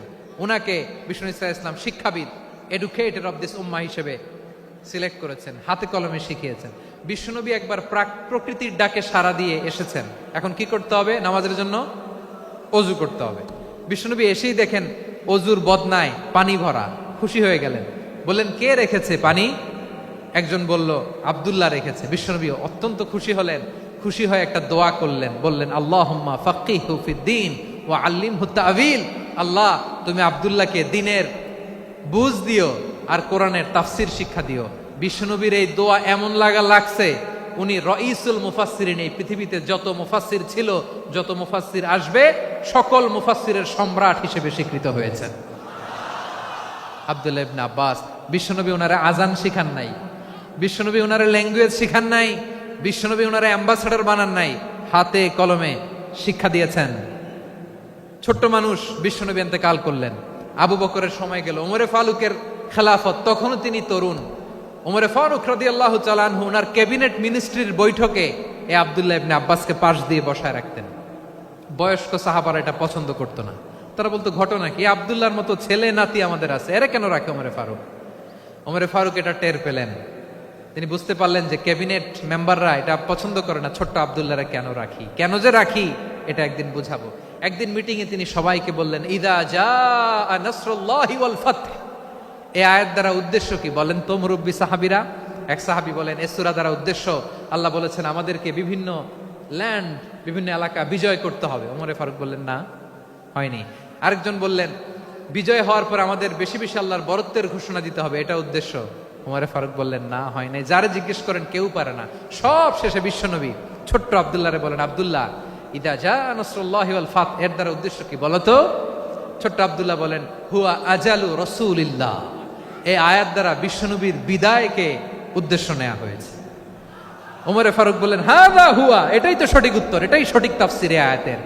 কারণ ইদা জাআ নাসরুল্লাহি ওয়াল ফাতহ, যখন আল্লাহর সাহায্য আর বিজয় আসবে, ওয়া রাআইতান নাসা ইয়াদখুলুনা ফি দীনিল্লাহি আফওয়াজা, আপনি দেখবেন দলে দলে, ঢলে ঢলে, বানের পানির মতো মানুষ ইসলামের দিকে ঢুকতেছে, ইসলামের বিজয় হয়েছে। তো ইসলামের বিজয়ের মিশন নিয়ে নবী আসছে, বিজয়ী যখন হয়ে গেছে, এখন তো নবীর বিদায় হবে। জোরে বলেন ঠিক কিনা? কোন সাহাবী এই সূক্ষ্ম কথাটা ধরতে পারে নাই, ওই আব্দুল্লাহ ছাড়া। আব্দুল্লাহ যখন উত্তর দিছে, সব সাহাবীদের টনক নড়েছে। এরপর থেকে কোনো ক্যাবিনেট মিটিং এ আর কোনো সাহাবারা কোনো প্রশ্ন করে নাই। আওয়াজ করে পড়েন সুবহানাল্লাহ। বিশ্বনবী আব্দুল্লাহ ইবনে আব্বাসকে দ্য এডুকেটর অফ দ্য উম্মাহ, উম্মার শিক্ষাবিদ হিসেবে গ্রহণ করেছেন। আওয়াজ করে পড়তে হবে আল্লাহু আকবার। সাহাবীদের নামগুলো মনে থাকবে? 1 নম্বরে আবু মাহজুরা, মুয়াজ্জিন বানাইছেন। যায়েদ ইবনে সাবিত, দোভাষী, ট্রান্সলেটর অফ প্রফেট, এবং তিনি ছিলেন বিশ্বনবীর ব্যক্তিগত সচিব। Musab ibn Umair, the first ambassador and diplomat of Islam. Abdullah ibn Abbas, এই উম্মার সবচেয়ে বড় এডুকেটর, শিক্ষাবিদ। আরেকজন ছিল আব্দুল্লাহ ইবনে মাসউদ রাদিয়াল্লাহু তাআলা। 2 আব্দুল্লাহ, আব্বাস গেল, আরেকজন হচ্ছে মাসউদ। মক্কার তরুণ, ছাগল পালতো মুশরিকের বিশ্বনবী আর আবু বকর রাদিয়াল্লাহু তাআলা আনহু একবার গেলেন, যে দেখে এই তরুণ দাঁড়ায় আছে। বিশ্বনবী বলেন, আমি খুব ক্ষুধার্ত, তোমার কাছে কি দুধ আছে ছাগলের? আব্দুল্লাহ আছে, ওয়ালাকিন আনা মুতামান, কিন্তু যে দুধ আছে এটা আমানতের, আমি দিতে পারবো না। বিশ্বনবী এইটা শুনেই তারা টার্গেট করে ফেলছে। আনা মুতামান, দুধ আছে কিন্তু এটা আমার মালিকের, আমি তো দরদ দেখায় আমার মালিকের দুধ আপনি পথিক, আপনারে দিতে পারি না। বিশ্বনবী টার্গেট করে ফেলছেন, এরে আমার কাজে লাগাইতে হবে। বিশ্বনবী বলেন, আচ্ছা ঠিক আছে, দুধ দিও না, কিন্তু এমন ছাগি আছে কিনা যেই ছাগির সাথে কোনো ছাগলের মিলন হয় নাই, তার ওলানে দুধও আসে নাই, বাচ্চাও নাই, এরকম ছাগির থেকে যদি আমি দুধ খাই তাহলে তো সমস্যা নাই। বলতেছে, এরকম ছাগির থেকে দুধ খাইলে সমস্যা নাই, কারণ এরকম ছাগির ওলান থেকে দুধ আসবেও না। বলতেছে, ঠিক আছে, এরকম একটা ছাগি নিয়ে আসা হলো। বিশ্বনবী বিসমিল্লাহ বলে ওই ছাগির ওলানে হাত দিলেন। হাত দিতে দেরি, পুরো ওলানটা দুধে ভরে যেতে দেরি হয় না। বিশ্বনবী আর আবু বকর রাদিয়াল্লাহু তাআলা আনহু দহন করে পেট ভরে খেলেন। এই দৃশ্য আব্দুল্লাহ ইবনে মাসউদের হৃদয়ে দাগ কাটলো। এই মুআজিজা দেখে তিনি বললেন, আশহাদু আল্লা ইলাহা ইল্লাল্লাহ ওয়া আশহাদু আন্না মুহাম্মাদুর রাসূলুল্লাহ। তিনি ষষ্ঠ মুসলিম ছিলেন, 6 নম্বর মুসলমান। ওনাকে টার্গেট করে বিশ্বনবী দেখলেন এমন ইন্টেলেকচুয়াল ব্রেন, উনি সূক্ষ্ম সূক্ষ্ম জিনিস বুঝে বেশি, ফিকহি জ্ঞান ওনার মধ্যে বেশি। বিশ্বনবী ওনাকে কোরআনের জ্ঞান শিক্ষা দিতে লাগলেন। উনি বিশ্বনবী সবার কাছে কোরআন শোনায়, কিন্তু বিশ্বনবী নিজে আব্দুল্লাহ ইবনে মাসউদের কাছ থেকে কোরআন শুনতো। বিশ্বনবী একবার বললেন, ইকরা আলাইয়া ইয়া মাসউদ। ইবনে মাসউদ, একবার শোনাও তো কোরআন দেখি। আব্দুল্লাহ ইবনে মাসউদ বলে, আকরাউ আলাইকা ওয়া আলাইকা উনজিল। নবী, আপনার উপর কোরআন নাজিল হয় আর আমি আপনার সামনে কোরআন পড়ব। বিশ্বনবী বললেন, ইন্নী উহিব্বু আন আসমাআহু মিন গায়রি। আমি নিজে পড়তে যেমনি ভালোবাসি, অন্যে পড়ুক আমি শুনবো, এটাও আমি ভালোবাসি। সূরা নিসা তিনি তেলাওয়াত করে শুনিয়েছেন। এমন সূক্ষ্ম সূক্ষ্ম বিষয় বিশ্বনবী ওনাকে ধরিয়ে দিয়েছেন। উনি হয়ে গিয়েছেন, আব্দুল্লাহ ইবনে আব্বাস হয়েছেন রাইসুল মুফাসসিরিন, উনি হয়ে গিয়েছেন ফাকিহুল উম্মাহ। ওনার চাইতে বড় ফকি এই পৃথিবী আর দেখবে না। চিল্লায় বলেন সুবহানাল্লাহ। উনি বলতেন, ওয়াল্লাহি ওয়াল্লাহি ইল্লাযী লা ইলাহা গায়রু মা উনজিলাত সূরাতুন ইল্লা ওয়া আনা আ'লামু আইনা উনজিলাত ওয়া ফীমা উনজিলাত। বিশ্বনবী এমন ভাবে কোরআনের দার্স আমাকে দিয়েছেন, কোরআনে যত সূরা নাজিল হয়েছে, যেখানে নাজিল হোক না কেন আমি জানি এটা কোথায় নাজিল হয়েছে এবং কোন প্রেক্ষাপটে নাজিল হয়েছে। এমন একটা সূরা নাই যে সূরার কোথায় নাজিল হয়েছে আমি মাসুদের জানা নাই, কোন প্রেক্ষাপটে নাজিল হয়েছে আমার জানা নাই। এরকম ঘটবে না। চিল্লায় বলেন আল্লাহু আকবার। এই আব্দুল্লাহ ইবনে মাসউদ রাদিয়াল্লাহু তাআলা আনহু ওমর ফারুকের সময় কুফার চিফ জাস্টিস ছিলেন। কুফা নগরীর চিফ জাস্টিস বুঝেন নাই? বিচারপতি। কি ছিলেন? সবাই বলে নাই, কি ছিলেন? বিচারপতি ছিলেন। এবং ওনার যে ফিকহি জ্ঞানের ধারা, এটাই আলকামা, ইব্রাহিম আন-নাখাই, হাম্মাদ ইবনে সুলাইমান হয়ে ইমাম আবু হানিফা পর্যন্ত পৌঁছেছে। এবং ওনার ফিকহি জ্ঞানের ধারাই হানাফি মাযহাবে অ্যাকসেপ্ট হয়েছে। আজও এগুলো হানাফি মাযহাবে চর্চিত হয়। হানাফি মাযহাবের সব ফিক আব্দুল্লাহ ইবনে মাসউদের ফিকহি জ্ঞানের ধারা থেকে নেওয়া হয়েছে। চিল্লায় পড়েন সুবহানাল্লাহ। তাহলে উনাকে বিশ্বনবী বানিয়েছেন জুরিস্ট, আইনবিদ, ফাকিহ। উনারে আজান শিখান নাই। হিউম্যান রিসোর্স ডেভেলপমেন্ট কিভাবে করবেন, মানব সম্পদের উন্নয়ন কিভাবে করতে হয়, কিভাবে যার যেখানে প্রতিভা কাজে লাগাতে হয় উনি দেখিয়েছেন। সুবহানাল্লাহ পড়বেন না? খালিদ বিন ওয়ালিদ নাম শুনছেন? কে কে শোনেন নাই হাত তোলেন। কি ছিলেন? বীর যোদ্ধা ছিলেন খালিদ বিন ওয়ালিদ। কিন্তু তিনি ইসলাম ধর্ম গ্রহণ করেছেন অনেক দেরিতে, 8ম হিজরিতে। তার মানে 8ম হিজরির আগে উনি মুশরিকদের পক্ষে লড়াই করেছেন। ওনার হাতে কত মুসলিম সাহাবী যে নিহত হয়েছে হিসাব নাই। বিশ্বনবী টার্গেট করে রাখছে, তুমি আমাদের মুসলিমদের এত ক্ষতি করলা, তুমি যখন মুসলমান হবা তোমারে দিয়ে আমি এমন কাম করামু যে এটা আর কেউ করতে পারবে না। সুবহানাল্লাহ নাই? যশোর ক্লান্ত হয়ে গেছে।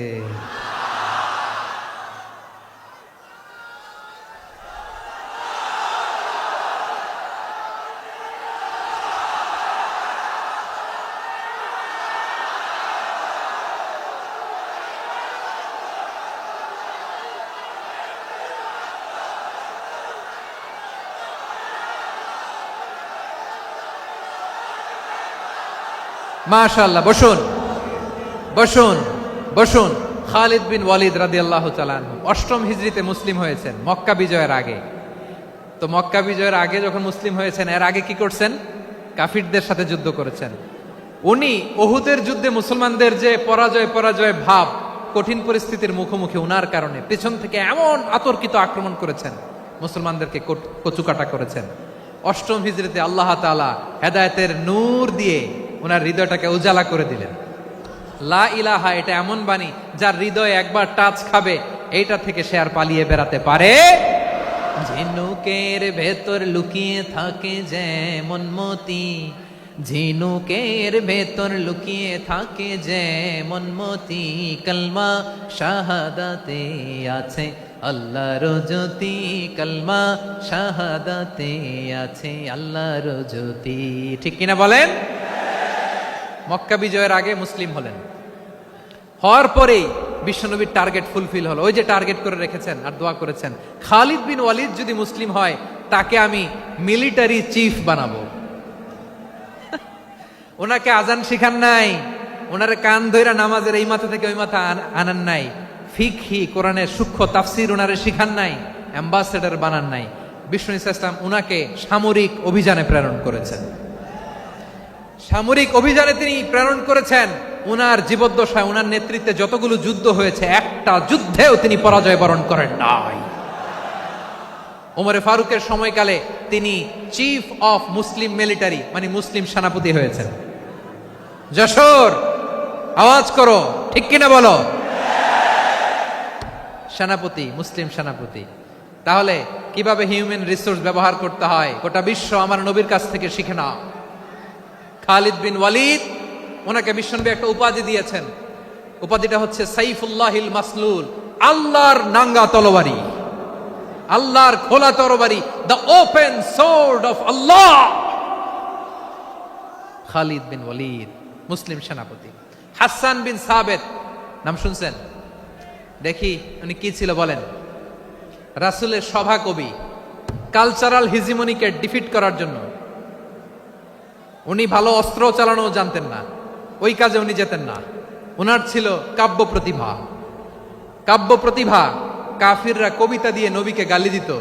বিশ্বনবী বলতেন, ইয়া হাসান আজিব আন রাসূলিল্লাহ, তুমি নবীর হয়ে কাফেরদের এই কথাগুলোর জবাব দাও।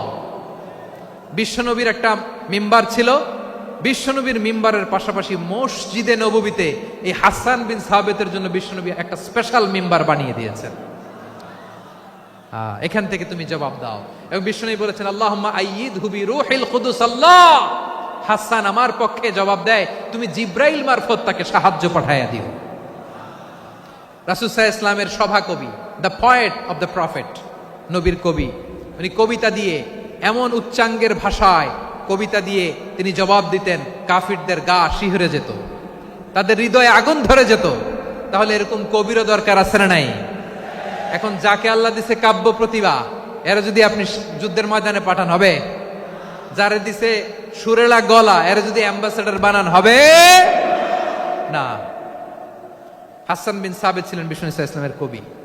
হুযায়ফা ইবনুল ইয়ামান বিশ্বনবীর গোয়েন্দা বিভাগের প্রধান। কিসের প্রধান? হুযায়ফা ইবনুল ইয়ামান। ওনার ছিল ডিটেকটিভ মাইন্ড, ডিটেকটিভ মাইন্ড, গোয়েন্দা বিভাগের প্রধান। এবং উনি হচ্ছেন সাহিবু সিররি রাসূলিল্লাহ, রাসূল সাল্লাল্লাহু আলাইহি ওয়াসাল্লামের গোপন তথ্যের ধারক বাহক। নবীর যেই কথা কেউ জানে না, সব হুযায়ফার পেটের ভিতরে ছিল। সুবহানাল্লাহ পড়েন।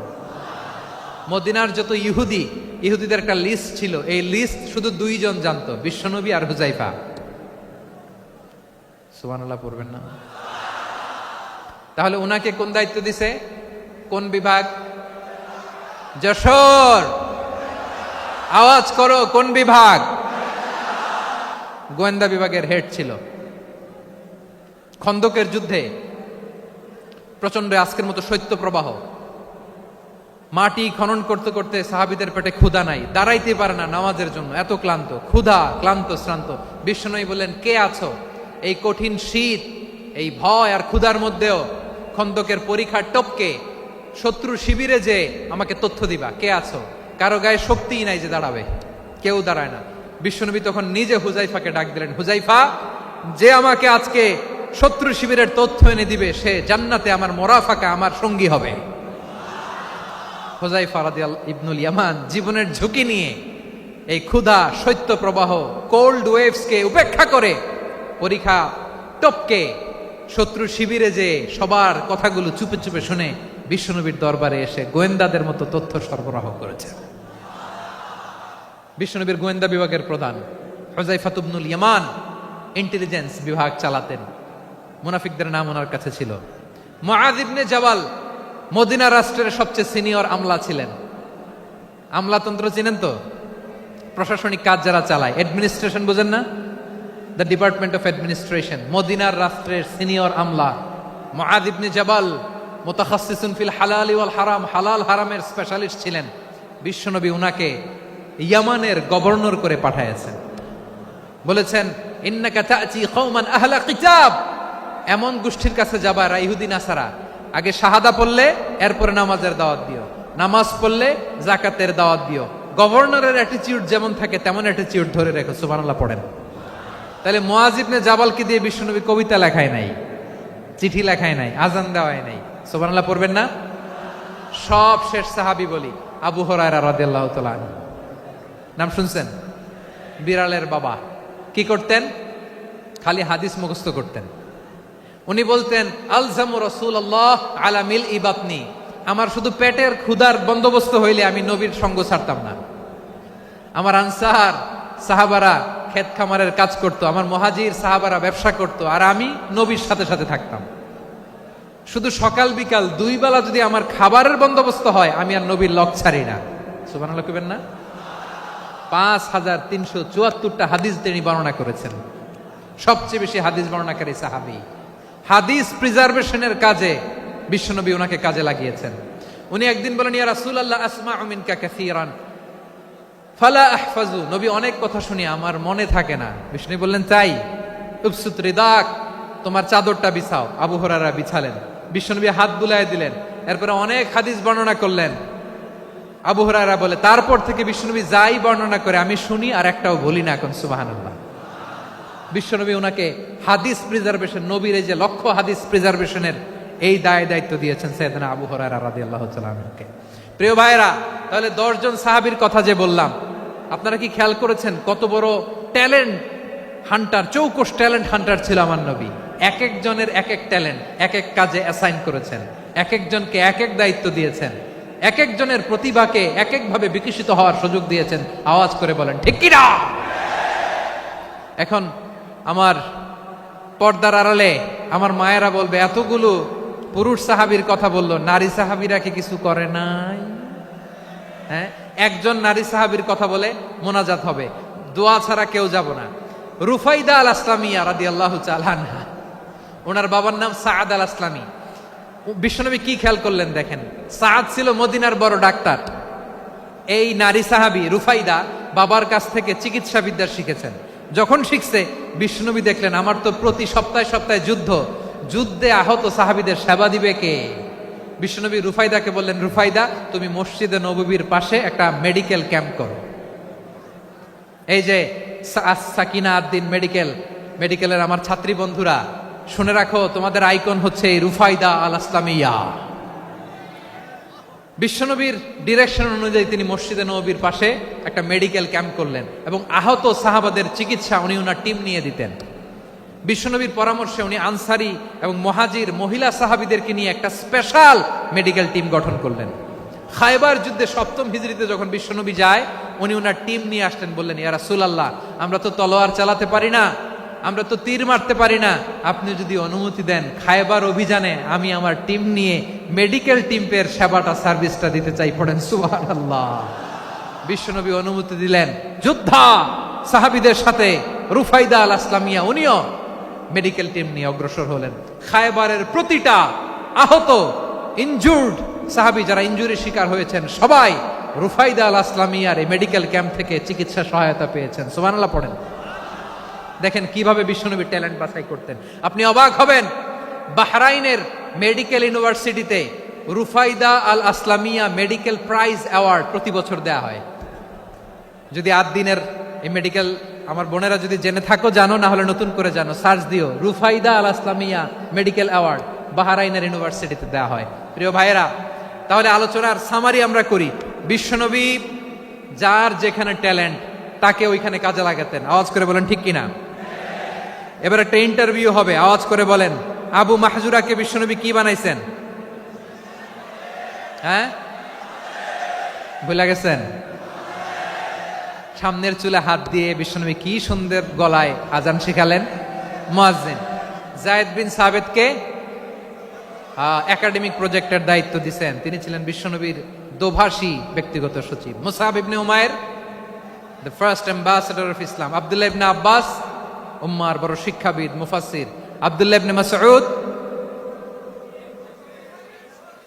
ইবনে মাসউদ ছিলেন জুরিস্ট। কি ছিলেন? জুরিস্ট ছিলেন, এই উম্মার সবচেয়ে বড় জুরিস্ট। খালিদ বিন ওয়ালিদ সেনাপ্রধান। হাসান বিন সাবিত ছিলেন বিশ্বনবীর সভাকবি। কি ছিলেন? বিশ্বনবীর সভাকবি ছিলেন। এরপরে হুযায়ফা ইবনুল ইয়ামান কি ছিলেন? গোয়েন্দা বিভাগের প্রধান। মুআয ইবনে জাবাল কি ছিলেন? সিনিয়র আমলা, ইয়ামানের গভর্নর। আবু হুরায়রা রাদিয়াল্লাহু তাআলা আনহু হাদিস প্রিজার্ভেশনের কাজ করেছেন। আর আমাদের রুফাইদা আল আসলামিয়া রাদিয়াল্লাহু তাআলা আনহা কি ছিলেন?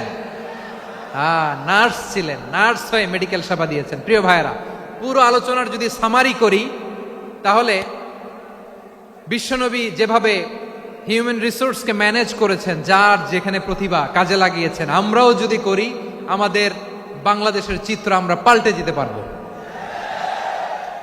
আমরা শুরুতে শুনেছি মানুষের আছে অসীম সম্ভাবনা, প্রতিটা মানুষ অনন্য, যত্ন নিলে যথাযথ পরিচর্যা করলে মানুষ বিশ্ব জয় করতে পারে। ঠিক কিনা?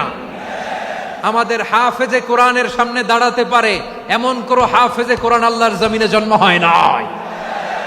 গোটা বিশ্ব কাঁপিয়ে তারা সেরা, আমাদের ক্রিকেটাররা সেরা, আমাদের তৈরি পোশাক শিল্প সেরা। এরকম অনেক অনেক সেরা জিনিস আছে, আমরা এগুলোরে নার্চারিং করতে পারি নাই, পরিচর্যা করতে পারি নাই, সঠিক তারবিয়াতের অভাব। তাহলে মানুষের অসীম সম্ভাবনাকে কাজে লাগাতে হবে। ঠিক কিনা বলেন? ইউনুস গভর্নমেন্টকে আমি বলবো, অল্প সময়ের জন্য আপনারা এসেছেন, সংস্কারও করতে হবে, আবার নির্বাচনও করতে হবে। সব সংস্কার হতে করতে পারবেন না, যতটুকু পারবেন এর মধ্যে আমাদের যে হিউজ ম্যান পাওয়ার, আমাদের যে মানব সম্পদ, হিউম্যান রিসোর্স, এটাকে ডেভেলপ করে আপনাদের যেতে হবে। যেটা পারবেন না সেটাকে পরবর্তী নির্বাচিত গভর্নমেন্টের কাছে রেখে যেতে হবে, যে তারা যেন করে, তাদের কাছে আপনারা এটা রেখে যাবেন। তাহলে মানুষ চাইলে বিশ্ব জয় করতে পারে। আর মানুষকে হারাতে পারে কেউ? জোরে বলো যশোর। মানুষকে হারাতে পারে কেউ? আল্লাহ আমাদেরকে জনসংখ্যা দিয়েছেন। প্রিয় ভাইয়েরা, এই জনসংখ্যা অনেক বড় সম্পদ, এটা আমাদের জন্য অভিশাপ নয়, আশীর্বাদ। আমাদের জনসংখ্যাকে যদি আমরা জনশক্তিতে রূপান্তর করতে পারি, আজকে বাংলাদেশ যে অবস্থানে দাঁড়িয়ে আছে, বাংলাদেশ তার 20 গুণ উন্নতির শিখরে চলে যাবে। চিল্লায় বলো ঠিক কিনা? আমাদের শ্রমিক ভাইয়েরা বাইরে কাজ করে, আমাদের শ্রমজীবী ভাইয়েরা, প্রবাসীরা, তাদের ব্যাপারে গুরুত্ব দিতে হবে। আমাদের শ্রমের দাম সবচেয়ে কম, সবচেয়ে কম। তারা এম্বাসিতে গুরুত্ব পায় না, এয়ারপোর্টে গুরুত্ব পায় না। এই সরকার অবশ্য তাদেরকে অনেক গুরুত্ব দিচ্ছে। আমাদের অদক্ষ শ্রমিককে যখন আমরা দুবাই পাঠাই অল্প বেতন পায়, কিন্তু ইন্ডিয়ানরা দক্ষ শ্রমিক পাঠাইলে তার 3 গুণ বেতন পায়। আমরা আমাদের শ্রমিকদেরকে অদক্ষ ভাবে আর পাঠাতে চাই না, দক্ষ শ্রমিক পাঠিয়ে আমরা রেমিটেন্সের বন্যা বইয়ে দেব। আমাদের শ্রমিকদের পাঠানো রেমিটেন্সের টাকায় সচল থাকে আমার দেশের অর্থনীতির চাকা। তাদেরকে সবচেয়ে গুরুত্ব দিতে হবে। আমরা পেয়েছি ফ্রিডম ফাইটার, মুক্তিযোদ্ধা, আর আমার প্রবাসী ভাইরা হচ্ছে রেমিটেন্স ফাইটার। জোরে বলো ঠিক কিনা? তাহলে আমাদের এই জনশক্তিকে জনসম্পদে ট্রান্সফর্ম করতে হবে, ঠিক কিনা বলেন? সরকার জনগণকে এভাবে পলিশ করতে হবে। মা বাবারা ছেলে মেয়েদের মধ্যে কার কোন যোগ্যতা তাকে ওইভাবে কাজে লাগাতে হবে। সবার এ প্লাস পাওয়ার কোনো দরকার নাই। আমাদের দেশে একটা টেন্ডেন্সি আছে, পরীক্ষায় এ প্লাস না পাইলে কই তুই কি করলি, পাশের বাড়ির ছেলে এ প্লাস পাইছে, যা ওর পা ধোয়া পানি খা। কি খা? তা আমি ভাবছি যে পা ধোয়া, এ প্লাস পাওয়া ছেলেদের পা ধোয়া পানির একটা পানির ব্র্যান্ড বানাইতে হবে, এরকম লেখা থাকবে এ প্লাস পাওয়া ছেলেদের পা ধোয়া পানি। খাওয়া নাই, এগুলার খাওয়া নাই। ওরে আল্লাহ এ প্লাস পাওয়ার জন্য বানাইছে, আর আপনার ছেলেকে এই এ প্লাস গুলারে নিয়ন্ত্রণ করার জন্য আল্লাহ বানাইছে। ওকে দিয়ে আল্লাহ কি করবে আপনি জানেনই না। একটা এ প্লাস, একটা এ গ্রেড একটা মানুষের জীবনকে ঠিক করে দিতে পারে না। আপনার ছেলেকে আল্লাহ অন্যদিকে যোগ্যতা দিয়েছে। ওদের মনোবল ভাঙবেন না, খবরদার খবরদার। ছেলে মেয়েদের মনোবল ভাঙবেন না। যাকে দিয়ে যেটা হবে তাকে দিয়ে সেটা করতে হবে, তার প্রতিভাকে সেভাবে কাজে লাগাতে হবে। তাহলে বাংলাদেশ, আমাদের এই জনসংখ্যা জনসম্পদে রূপান্তরিত হবে। আমাদের সরকারের তত্ত্বাবধানে আমাদের 18 কোটি জনগণ দক্ষ জনশক্তিতে রূপান্তরিত হোক। আমরা চাই কি চাই না? আমরা ভালো মানুষ, শ্রেষ্ঠ মানুষ হতে চাই কি চাই না? ওই জাপানিজদের মতো সৎ, ওই ইউরোপিয়ানদের মতো কালচার্ড। আমাদেরকে আল্লাহ তাআলা কোরআন সুন্নাহ অনেক কিছু দিয়েছেন। যেহেতু বর্তমানে আমরা দেখছি তারা সৎ, তাদের মধ্যে ভ্যালিউ আছে, সেগুলো আমাদের মধ্যে আনার দরকার আছে না নাই? আর ইসলাম দিয়ে আমাদের জীবনকে সাজাতে হবে, ইসলাম দিয়ে আমার পরিবারকে সাজাতে হবে। ইসলাম থেকে, কোরআন থেকে প্রেসক্রিপশন না নিলে জীবন সুন্দর হবে না। কোরআন থেকে প্রেসক্রিপশন না নিলে সমাজ সুন্দর হবে না। কোরআনের প্রেসক্রিপশন না মানলে রাষ্ট্র সুন্দর হবে না। কোরআনের প্রেসক্রিপশন অ্যাপ্লাই না করলে শুধু দুর্নীতি দমন কমিশন দিয়ে দুর্নীতি বন্ধ করা যাবে না। এজন্য কোরআনের আইন আমরা চাই কি চাই না? প্রিয় ভাইয়েরা, হিউম্যান রিসোর্স ডেভেলপমেন্ট, মানব সম্পদের উন্নয়ন, আমাদের সরকার যেন এদিকে নজর দেয়। আমরা যেন এই ব্যাপারে যত্নবান হয়ে উঠি। যাকে আল্লাহ যে যোগ্যতা দিয়েছে, এই যোগ্যতা দিয়ে আমরা যেন ইসলামের জন্য, দেশের জন্য কাজ করি। আমরা যেন আমাদের স্কিল ডেভেলপ করি, আমাদের পটেনশিয়ালকে ডেভেলপ করি। মোরালিটি, ভ্যালিউজ নিয়ে শায়েখ আহমদুল্লাহ আলোচনা করেছেন, এগুলো দিয়ে যেন আমরা আমাদেরকে সাজাই। আল্লাহ তাআলা আমাদের দেশকে তুমি নিরাপদ করো, আমরা পড়ি আমিন। আল্লাহ আমার 18 কোটি জনগণকে তুমি জনশক্তিতে রূপান্তরিত করো, আমিন। আল্লাহ আমরা হাতে হাত রেখে, কাঁধে কাঁধ মিলিয়ে ভাই ভাইয়ে যেন এই দেশকে গড়তে পারি, আল্লাহ তুমি তৌফিক দান করো, আমরা পড়ি আমিন। আমার প্রিয় মহিউদ্দিন ভাই বলেছেন, হুজুর এমন একটা ঘোষণাপত্র দিয়ে যাবেন আজকের এই ঐতিহাসিক যশোরের প্রোগ্রামে, যেটা গোটা বাংলাদেশে মানুষ এটার উপর আমল করে। আমি যে কথাটা বলেছি এটাই, আসুন আমরা আমাদের জনসংখ্যাকে জনসম্পদে ট্রান্সফর্ম করি। আমাদের জনসংখ্যাকে আমরা যেন জনশক্তিতে রূপান্তরিত করি। জনসংখ্যাকে ট্রান্সফর্ম করে জনশক্তি দিয়ে আমরা যেন আগামীর বাংলাদেশ, স্বাধীন বাংলাদেশ 2.0 কে গড়ে তুলি।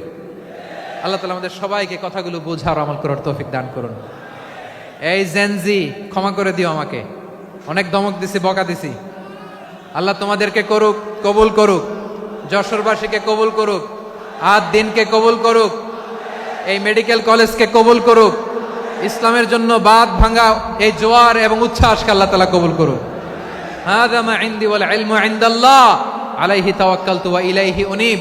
সুবহানাকাল্লাহুম্মা বিহামদিকা আশহাদু আল্লা ইলাহা ইল্লা আনতা আস্তাগফিরুকা ওয়া আতুবু ইলাইক। আল্লাহুম্মা আমিন।